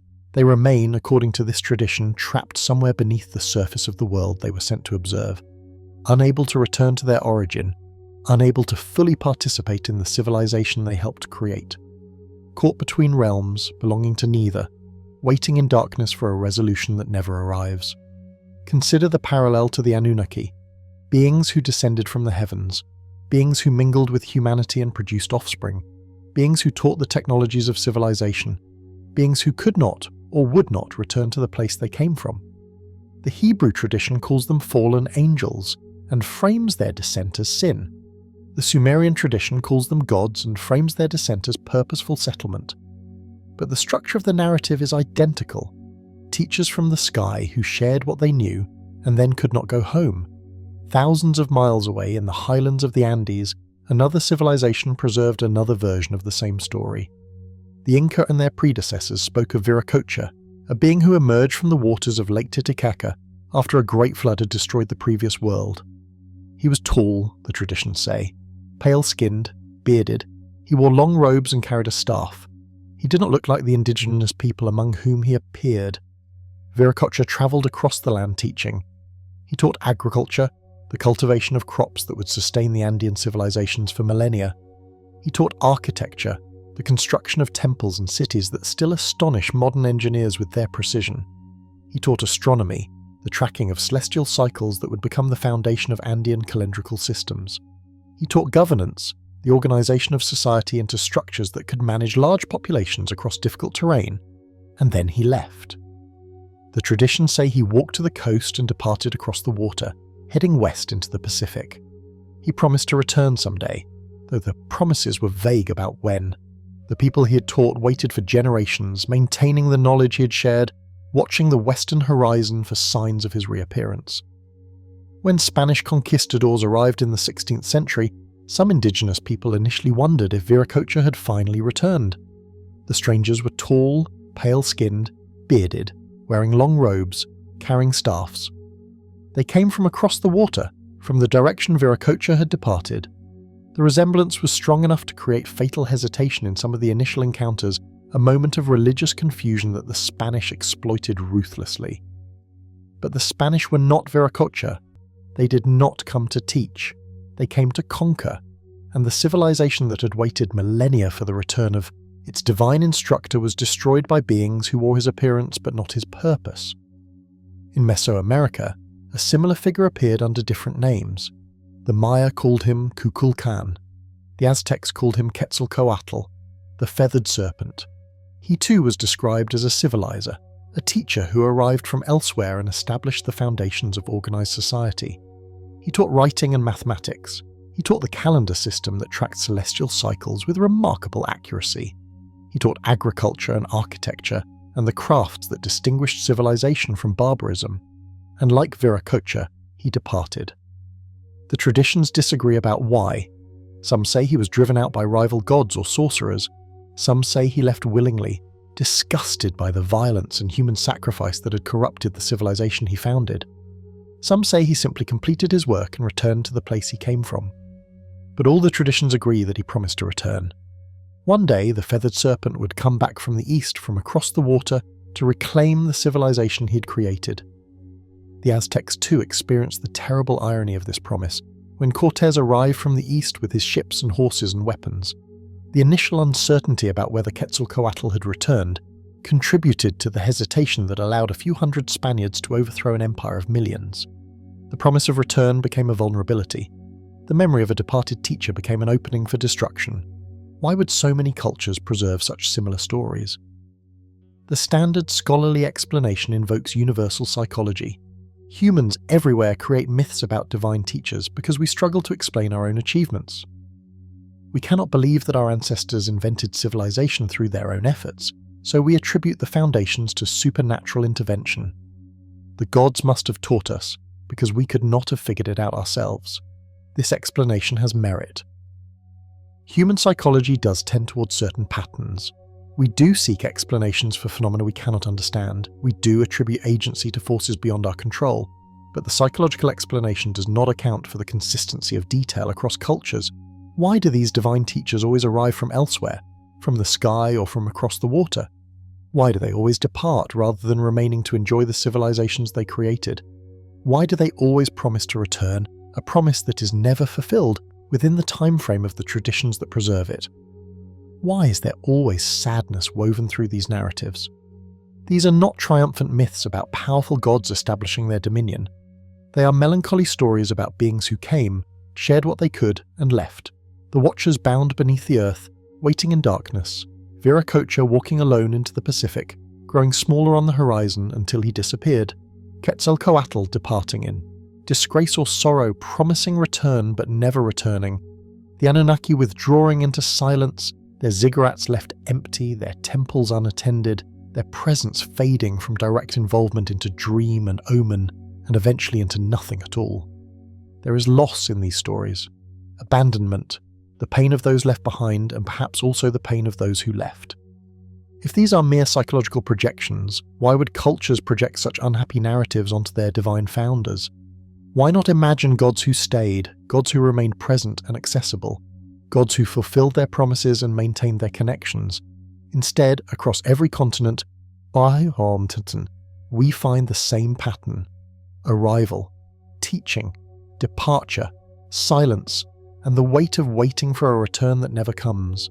What if the explanation is simpler and stranger than psychology? What if all these traditions preserve fragments of the same memory? Not independent inventions, but inherited echoes of events that actually occurred so long ago that only distorted reflections survive. If the Anunnaki were refugees from a destroyed world who descended to Earth, established settlements, created or modified a worker species, and eventually departed or died out, the memory of their presence would not have been confined to Mesopotamia. Survivors of the flood scattered across the world. The children of Zeus Sudra multiplied and migrated, carrying with them fragments of knowledge and shards of tradition. As centuries passed, as languages diverged and cultures developed in isolation, the original memory would have fractured. Different peoples would have preserved different details. Names would have changed. The Hebrew tradition remembered them as watchers and framed their descent as transgression. The Andean tradition remembered them as Viracocha and framed their departure as mystery. The Mesoamerican tradition remembered them as the feathered serpent and framed their return as promise. But beneath the variations, the core remained. Beings from elsewhere who taught humanity civilization. Beings who could not or would not stay. Beings who left behind knowledge, and perhaps bloodlines, but not their continued presence. Beings whose absence defines the religious longing that appears in every culture humanity has ever produced. The desire to reconnect with the divine, the sense that we have been abandoned, the hope that someday the teachers will return and explain what we never understood. Picture the departure, not as mythology but as memory. Imagine standing on the shore of whatever body of water separated you from the beings who had taught your ancestors everything they knew, watching them load their vessels with whatever they were taking, watching them say goodbye in languages you only partly understood, watching them promise that this was not forever, that they would return when conditions changed, that you should preserve what they had taught you and pass it to your children and your children's children, and then watching them sail away, growing smaller on the horizon, disappearing into the distance where water meets sky, and waiting, year after year, generation after generation, maintaining the temples they had built, performing the rituals they had taught, watching the horizon for signs of return, and gradually, as centuries accumulated into millennia, transforming the memory of their presence into religion, into mythology, into stories told to children about the gods who once walked among mortals and would someday walk among us again. The watchers beneath the mountains, Viracocha beyond the Western Ocean, Quetzalcoatl somewhere in the east, the Anunnaki and the silence of heaven, all of them absent, all of them remembered, all of them promised to return, and all of them so far remaining wherever they went, leaving behind only the fragments we gather and compare and wonder about in the quiet hours of the night. The pattern is too consistent to be coincidence. The details too similar to be independent invention. The emotional weight too universal to be mere projection. Something happened long ago that imprinted itself on human memory so deeply that it survived every migration, every cultural transformation, every loss of original context. Teachers came from elsewhere. They shared what they knew. They departed, and we have been waiting for them ever since, maintaining their knowledge, preserving their bloodlines, building temples and towers and monuments that reach toward the sky where they came from, hoping in whatever form our religions take that the abandonment was not final, that the silence will someday break, that the departed will someday return to explain why they left and where they went and what they found when they got there. The ziggurats of Mesopotamia, the temples of the Andes, the pyramids of Mesoamerica, all of them reaching upward, all of them waiting, all of them monuments to absence, to departure, to the longest silence humanity has ever endured. And still we wait, still we watch the sky, still we tell the stories of beings who descended from heaven to earth and then returned to the heaven they came from. Still we hope in ways we barely acknowledge to ourselves that the promise of return might someday be fulfilled. The teachers might come back. The knowledge might be restored. The connection that was severed might be repaired. And we might finally understand what the departure meant, and why it had to happen, and what we are supposed to do with the inheritance they left behind while we wait in the ruins of their temples for a return that may never come. The silence did not arrive all at once. It crept in gradually, like twilight settling over a landscape so slowly that you cannot point to the moment when day became night. The earlier Sumerian texts describe gods who were present, who spoke directly to kings and priests, who appeared in temples and made their will known through immediate encounter. But as the centuries passed, something changed. The encounters grew less frequent. The presence became more distant. The gods who had once walked among mortals receded into a realm that human senses could not reliably reach. By the time of the Babylonian Empire, more than 1,000 years after the flood narratives were first recorded, the religious texts had shifted in tone. The confident hymns praising divine presence gave way to something more desperate. Laments, petitions, pleas for attention from gods who no longer seemed to be listening. The Babylonian prayer literature preserves the anguish of this transition with remarkable clarity. One text addresses Marduk, the chief god of Babylon, in language that borders on accusation. "How long, O my lord, will you be angry? How long will you turn your face away? I call to you, but you do not answer. I seek you, but you do not appear. Your servant cries out in his distress, but you remain silent." The prayers repeat these themes obsessively. Divine absence, unanswered supplication, the sense that something has changed, that a connection that once existed has been severed or allowed to decay. The worshippers do not understand why. They search their own behaviour for sins that might explain the abandonment. They perform more elaborate rituals, offer more expensive sacrifices, compose more fervent prayers, and still the silence persists. Theologians of the period developed explanations. Perhaps the gods were testing humanity. Perhaps human sin had created a barrier that blocked divine communication. Perhaps the proper rituals were being performed incorrectly, and refinement of practice would restore the connection. These explanations allowed religious institutions to continue functioning. If the silence was humanity's fault, then humanity could work to overcome it. The temples remained active, the priesthoods maintained their authority, the offerings continued to be made, the rituals continued to be performed, the prayers continued to be offered to gods who did not respond. But beneath the theological rationalizations, the laments preserve a simpler truth. The gods had gone away. Whatever had once made them present, accessible, responsive, no longer operated. The relationship had changed in ways that no amount of human effort seemed able to reverse. The transition shows in the methods of divine communication that replaced direct encounter. Where once gods had appeared to kings and spoken in voices that could be heard, now they sent omens, dreams that required interpretation, patterns in the entrails of sacrificed animals, configurations of oil on water, arrangements of stars in the sky. The divine message, if it came at all, came encoded in forms that required specialist knowledge to decipher. Entire priesthoods developed around the interpretation of these indirect communications. Scholars learned to read liver models and star charts and dream symbols. They compiled vast libraries of omens, cataloguing which patterns meant what, which configurations foretold which outcomes. The direct voice of the gods was replaced by an elaborate system of inference and interpretation. This is not how beings who are present communicate. This is how beings who are absent leave traces that others must struggle to understand.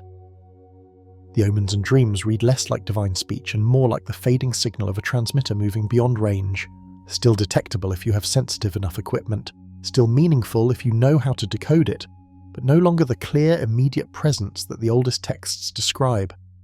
The priests who maintained the temples during this long silence deserve recognition for their endurance. Generation after generation, they performed rituals for gods who did not appear. They prepared offerings that went unconsumed. They addressed prayers to empty chambers. They maintained the physical infrastructure, the courtyards and altars and inner sanctums, against the day when the divine presence might return. Some of them must have doubted.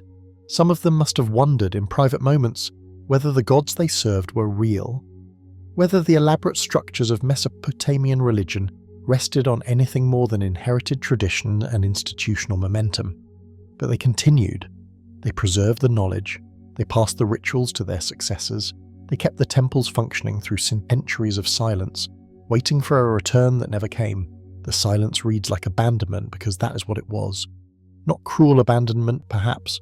Not the deliberate rejection of beings one hates or despises, but the practical abandonment of a project that could no longer be sustained. The moving on of refugees who had rested in one place for a time, but whose journey was not complete. Consider why refugees leave a settlement. Sometimes the resources are exhausted. The land that once sustained them can no longer provide what they need. Sometimes external threats make continued habitation impossible. Sometimes internal conflicts tear the community apart and departure becomes the only alternative to destruction. Sometimes the settlement was never meant to be permanent. It was always a way station, a temporary refuge on a longer journey toward a destination that called more strongly than the place of current rest. The Anunnaki, if we read the tablets through the lens of refugee experience, may have departed for any or all of these reasons. The gold and other resources they extracted so desperately in the early centuries may have been depleted. The conflicts between Enlil and Enki and their respective factions may have made continued coexistence impossible. The flood and its aftermath may have demonstrated that Earth could not provide the long-term stability they sought. Or perhaps their presence on Earth was always intended to be temporary. Perhaps they were waiting for conditions to change elsewhere, for a damaged home to become habitable again, for new destinations to become accessible. Perhaps Earth was never the destination, only a refuge occupied while they prepared for the next stage of a journey that began when their original world was destroyed. Some texts hint at this possibility. References to the Anunnaki travelling between Earth and Heaven, between the terrestrial realm and whatever lay beyond it. Descriptions of celestial vessels and divine journeys. The persistent tradition that some of the great gods never fully descended, that Anu remained in the heavens even while his children laboured on Earth. The divine realm was always elsewhere. The presence on Earth was always partial, provisional, subject to revision as circumstances changed. There is another possibility that the texts suggest, without stating directly. The flood may have created more than practical difficulties. It may have created shame. The Anunnaki had decided to let humanity drown. They had sat in their celestial refuge while millions died below them. They had cowered like dogs while the world they built was destroyed. And then they had gathered around the survivors' sacrifice like starving beasts, desperate for the sustenance that their decision had nearly eliminated forever. Enlil's fury when he discovered that Enki had saved anyone suggests the depth of the division among the Kaiser. Some had wanted total destruction. Others had worked to preserve something. The assembly that had voted for the flood now had to confront what that decision meant. They had chosen to destroy their own creation. They had almost exterminated the beings who carried their blood, their essence, their genetic legacy. Whether the flood was ultimately justified or ultimately monstrous, it could not be undone. And living among the descendants of those they had chosen to kill must have become increasingly uncomfortable. Every human face a reminder of what they had done. Every prayer a petition from beings whose ancestors they had consigned to drowning. every temple a monument to a relationship that had been fundamentally corrupted by the decision to destroy. Perhaps the withdrawal was not primarily about resources or conflict or the lure of other destinations.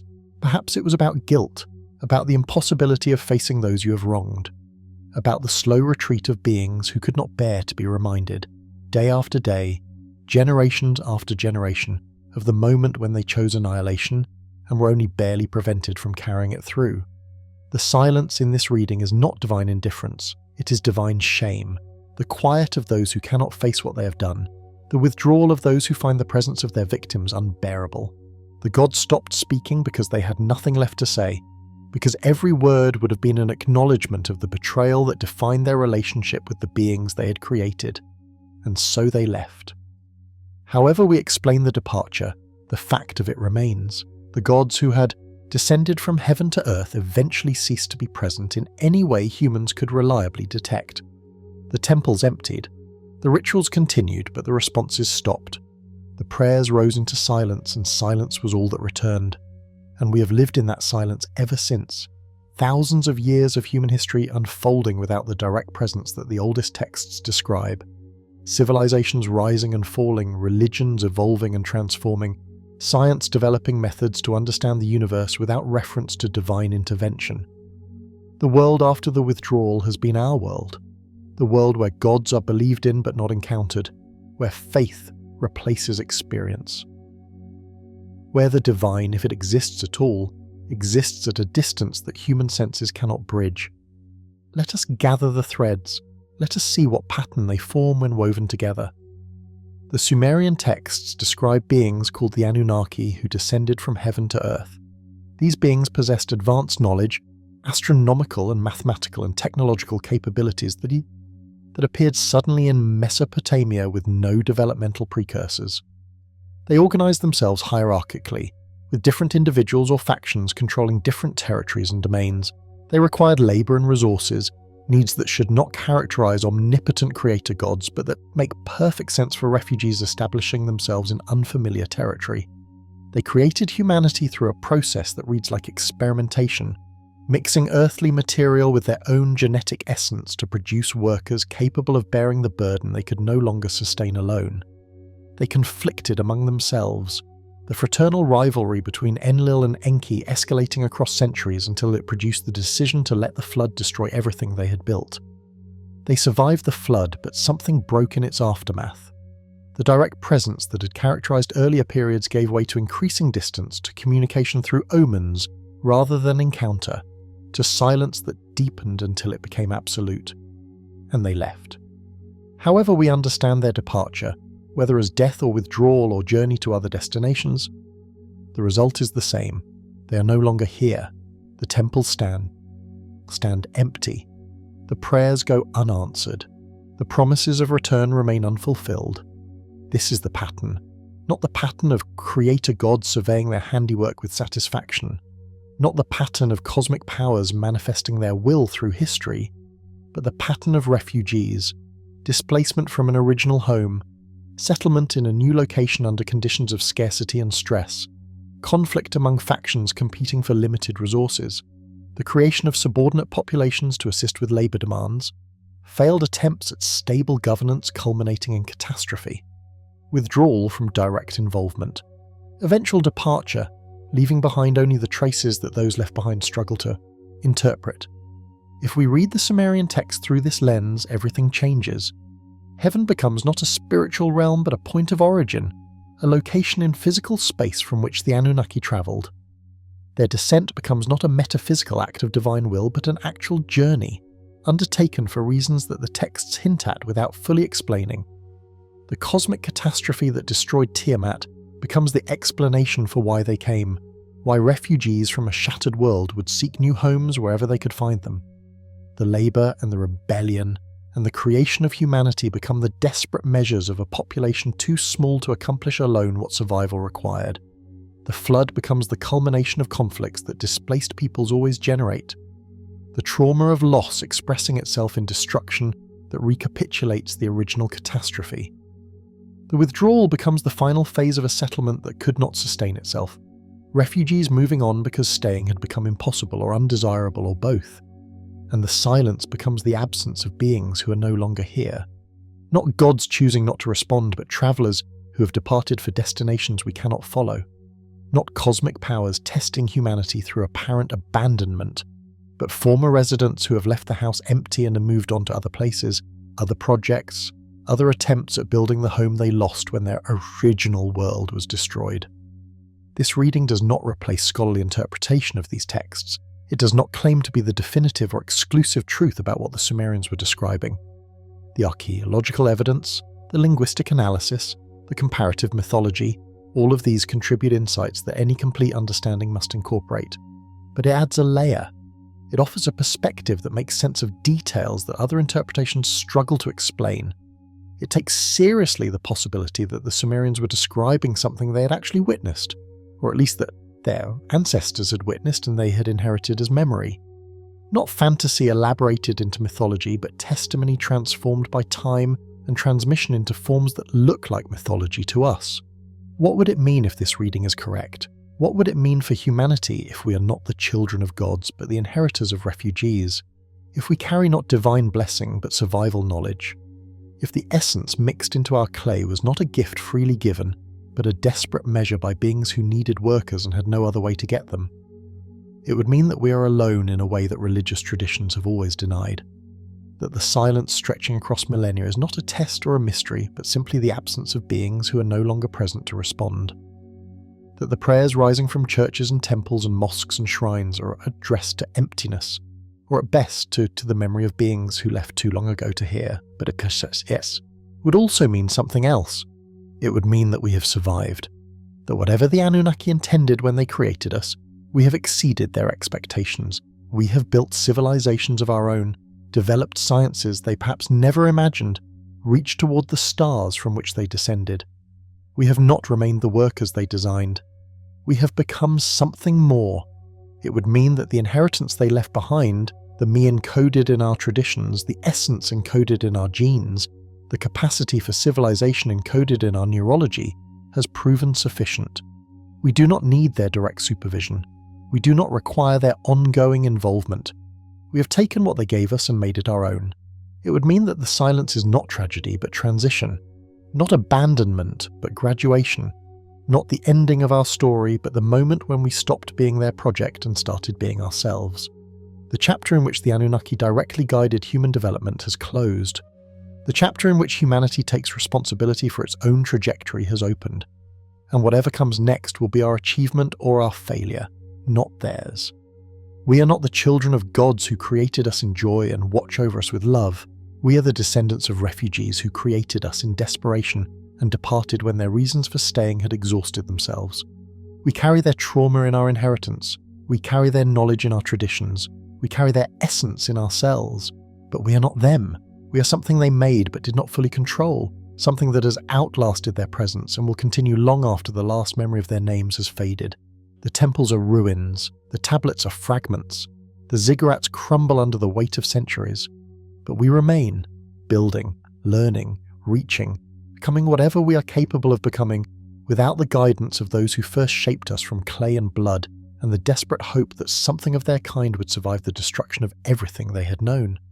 Perhaps that is the deepest meaning of the inheritance. Not the knowledge or the bloodlines or the encoded traditions, but the example.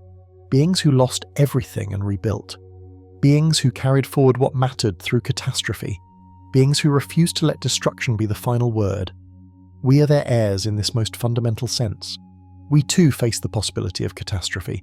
We too must decide what to preserve and what to let go. We too must find ways to carry forward what matters through whatever darkness may come. And if we succeed, if we survive what the future may bring, we will have honoured the inheritance in the only way that ultimately matters. Not by worshipping absent gods, but by becoming what they proved was possible. Survivors, builders, beings who refuse to let the ending be the end. The silence stretches across the millennia. The gods do not answer. The heavens remain empty of the theme. Presences the oldest texts describe. But we are still here, still carrying forward what was entrusted to us, still reaching toward the stars from which our creators descended, still waiting, perhaps for a return that may never come, but no longer dependent on that return to give our existence meaning. We have found our own meaning in the ruins, We have built our own temples on the foundations they left behind. We have become, in some measure, the gods of our own story. And the Anunnaki, wherever they went, whatever became of them, might find that the workers they created in desperation have accomplished more than the masters ever imagined possible. The silence is not emptiness. It is space. Room for us to grow into whatever we are capable of becoming. The inheritance was never meant to be a cage. It was meant to be a launching point. And perhaps, in the end, that is what the refugee gods gave us when they departed. Not abandonment, but freedom.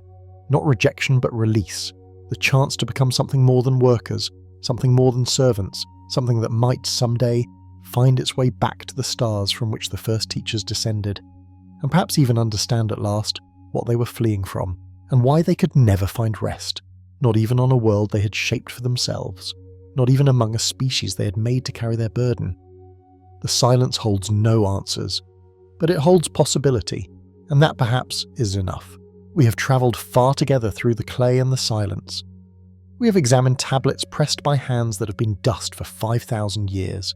We have followed the gods from their descent to their departure, from their labour to their rebellion, from their creation of humanity to their decision to destroy it, from their survival of the flood to their slow withdrawal into the emptiness that still echoes through the ruins of their temples. Now let us gather what we have found. Let us see what shape emerges when we arrange the fragments into a pattern that the traditional readings do not allow. The Anunnaki, as described in the Sumerian texts, were not omnipotent creator gods. They did not speak reality into existence through divine will. They did not create from nothing and watch their creation with serene detachment. They worked. They dug canals and mined ore and maintained infrastructure until their bodies ached and their spirits broke. They rebelled against their own labour and demanded relief. They held councils where decisions were debated and votes were cast and policies were enacted through collective agreement rather than singular decree. They quarrelled, Enlil against Enki, faction against faction, brother against brother, in conflicts that escalated across millennia until they produced Catastrophe. They feared. When the flood came, they did not watch from serene heights. They cowered like dogs in their celestial refuge, hungry and terrified, watching the world they had built disappear, beneath the waves. They regretted. The goddess Nintu wept for her drowned children. The assembly that had chosen destruction had to confront what destruction meant when it was complete. They departed. Not in triumph, not in completion of some cosmic purpose, but in the slow withdrawal of beings who could no longer sustain their presence. The temples emptied. The direct communion ceased. The silence descended and did not lift. This is not the profile of cosmic powers. This is the profile of refugees, beings displaced from their original home, beings struggling to establish themselves in unfamiliar territory under conditions of scarcity and stress, beings carrying trauma that expressed itself in conflict and desperation, beings who eventually moved on because the settlement could not sustain them, or because internal divisions made continued coexistence impossible, or because the place was never meant to be permanent. The word heaven in these texts may not mean what we assume it means. When the tablets say that kingship descended from heaven, when they say that the Anunnaki came from heaven to earth, we read heaven as a spiritual realm, a dimension of divine existence categorically different from the material world. But the Sumerians used the same word, An, to mean both heaven and sky. The realm above, the place where the stars are, the cosmos beyond Earth's atmosphere. What if heaven was not a metaphysical concept but a physical location? What if the descent from heaven was not a spiritual manifestation but an actual journey through space? What if the Anunnaki were travellers from elsewhere, beings who arrived on Earth from a point of origin among the stars, carrying with them the trauma of whatever had driven them from their home?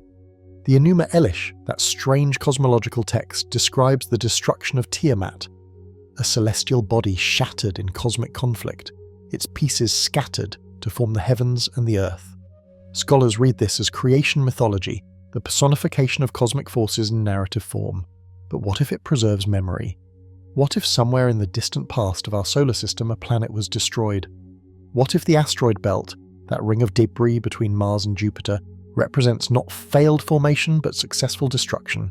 What if the Anunnaki were refugees from that destroyed world, survivors of a catastrophe so total that only scattered fragments remained, where their home once orbited? They would have carried trauma too deep to articulate directly. They would have exhibited behaviours characteristic of displaced populations. Obsessive resource extraction, hoarding against future disaster, rigid hierarchies and control mechanisms, attempting to maintain order in chaos, internal conflicts that replayed the original catastrophe in miniature, the desperate creation of workers when their own numbers proved insufficient for the labour required, the inability to agree on fundamental questions until crisis forced, resolution through destruction rather than consensus. Every pattern we have traced in the Sumerian texts fits this reading. The labour and the rebellion. The creation of humanity through experimentation rather than instantaneous will. The flood and its aftermath. The slow withdrawal into silence. These are not the actions of cosmic powers playing out divine purpose. These are the struggles of survivors trying to build something from the wreckage of everything they lost. This reading does not replace scholarly interpretation. It does not claim that mainstream archaeology and linguistics and comparative mythology are wrong in their methods or their conclusions. It simply adds a layer.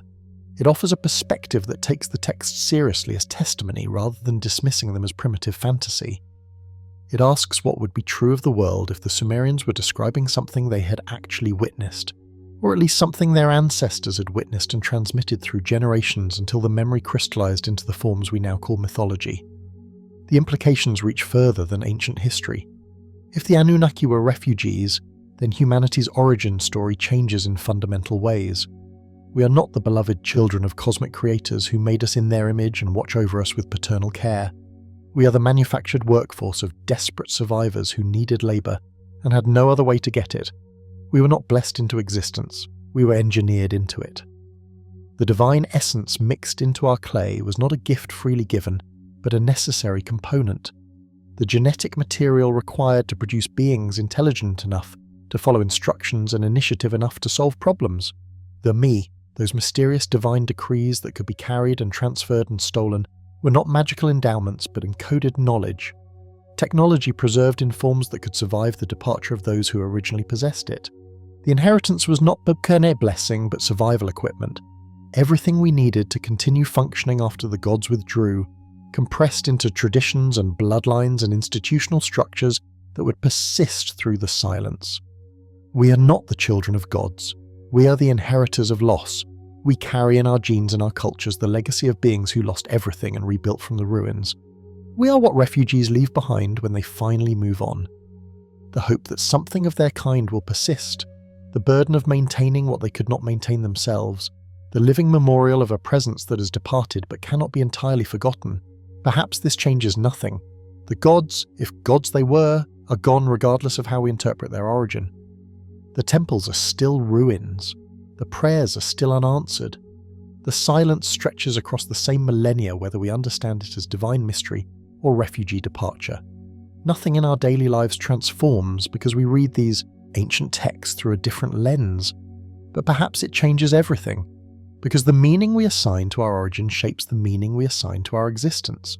If we are the beloved children of cosmic creators, then our purpose is to worship, to obey, to fulfill the role assigned by beings infinitely wiser than ourselves. If we are the abandoned project of departed refugees, then our purpose is our own to determine. No one is coming back to tell us what we should become. No divine plan governs our trajectory. We are alone with our inheritance, free to make of it whatever we can. The silence is not a test we must pass to earn divine favour. It is simply the absence of beings who are no longer here. The unanswered prayers are not evidence of cosmic judgment on human sin. They are evidence that the addresses are empty, the recipients departed, the relationship over in any form that involves direct response. We are not waiting for salvation from above. We are carrying forward what was left to us, building on foundations we did not lay, reaching toward the stars from which our creators descended. And if the Anunnaki were refugees, then we know something about our own potential that other origin stories do not teach. We know that catastrophe need not be final. We know that beings can lose everything and still build something new. We know that knowledge can be preserved through disaster, that essence can be transmitted through generations, that the work of civilization can continue even when those who began it are no longer present to guide it. We are proof that refugees can succeed, that the desperate measures taken in extremity can produce something lasting, that the workers created to bear the burden can become more than workers, can develop their own purposes, can reach toward achievements their creators never imagined. Perhaps the Anunnaki, if they still exist somewhere, look back at what humanity has become with something like wonder. The species they made to dig canals and carry baskets has developed sciences that probe the structure of matter and the origins of the universe. The workers they created have become creators in their own right, building civilizations that would astonish their makers, reaching toward the very stars from which the first refugees descended. Or perhaps they do not look back at all. Perhaps they have forgotten us, or died out, or become so different through their own evolution that they would not recognize the connection between themselves and the beings they once create. Perhaps the silence is permanent, the departure final, the relationship over in every sense that matters. It does not matter. What we do with our inheritance does not depend on whether anyone is watching. The meaning we make from these ancient texts does not require validation from beings who may be dust or may be gods, or maybe something between that our categories cannot contain.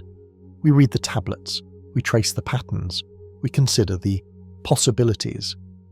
And then we return to the lives we are living, the civilizations we are building, the futures we are creating from the inheritance we did not choose but cannot escape.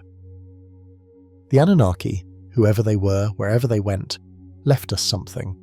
The knowledge encoded in the me, the essence encoded in our genes, the capacity for civilization encoded in our very nature, and most importantly, the example, the proof that beings can lose their world and find another, that refugees can become builders, that the end of one story can become the beginning of another, are their continuation, are the answer to the question of whether anything survives catastrophe.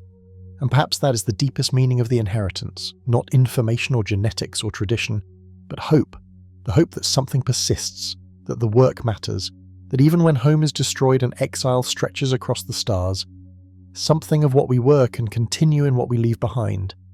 The tablets breathe in the darkness of museum archives, the ruins crumble under the weight of millennia, the silence holds no answers, but we are still here, still building, still reaching, still becoming whatever we are capable of becoming, and that in the end may be all that any inheritance can offer. Not certainty but possibility, not answers but questions worth asking, not the presence of those who made us, but the space to become more than they imagined when they pressed their testimony into wet clay and hoped that someone, someday, would read it and understand. In a climate-controlled archive somewhere in the world, a tablet rests in foam padding. The clay is cool to the touch, slightly rough where the surface has weathered across the millennia. If you could hold it, if the curator would allow such a thing, you would feel the weight of it in your palm. Heavier than you might expect, dense with the compressed earth of a river valley that no longer exists in the form it once took. And if you looked closely, if you tilted the tablet toward the light and let the shadows catch the surface just right, you would see them, the fingerprints. Pressed into the clay before it dried, before it was filed in whatever archive the ancients maintained, before it was buried beneath the collapse of empires and the accumulation of centuries. The ridges and whorls of a human hand, someone who lived before the pyramids, before Rome, before any of the civilizations whose names we learned in school, someone who sat in a room lit by oil lamps, pressing a reed stylus into wet clay, recording words that had been spoken to them by teachers who had received them from teachers before them, stretching back through generations to a time when the stories were still fresh, when the gods had not yet fallen silent, when the memory had not yet transformed into myth. That scribe did not invent what they wrote. The tablets are not creative literature in any modern sense. They are documentation, careful, meticulous recording of traditions that were already ancient when the stylus first pressed into the wet surface. The scribes were trained in the temple schools to copy exactly, to preserve without alteration, to transmit what they received to those who would come after them. They were links in a chain of memory that stretched back further than they could comprehend.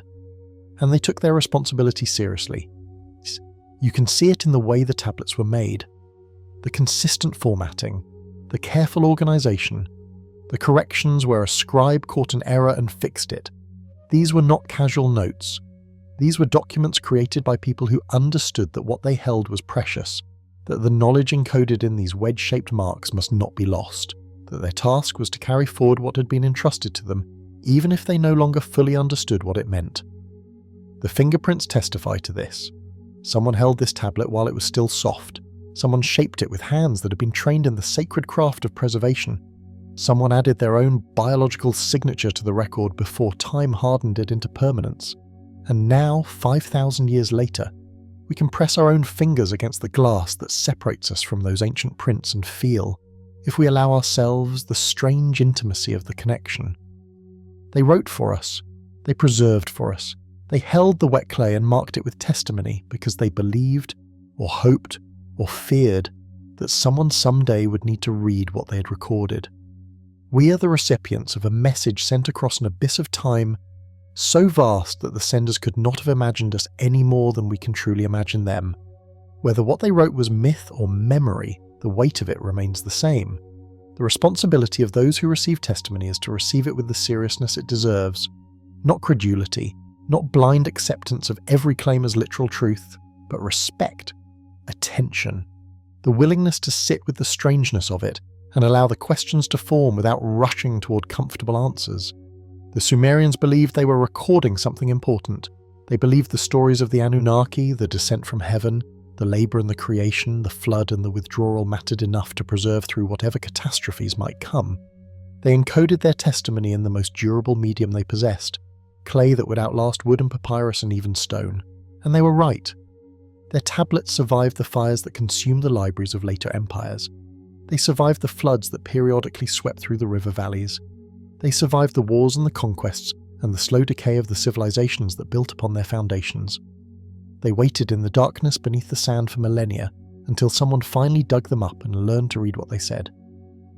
We are the ones who read them now. We are the inheritors of a chain of memory that stretches back through the Babylonians and Akkadians and Sumerians to whatever original source first spoke the words that would eventually be pressed into clay. We did not ask for this inheritance.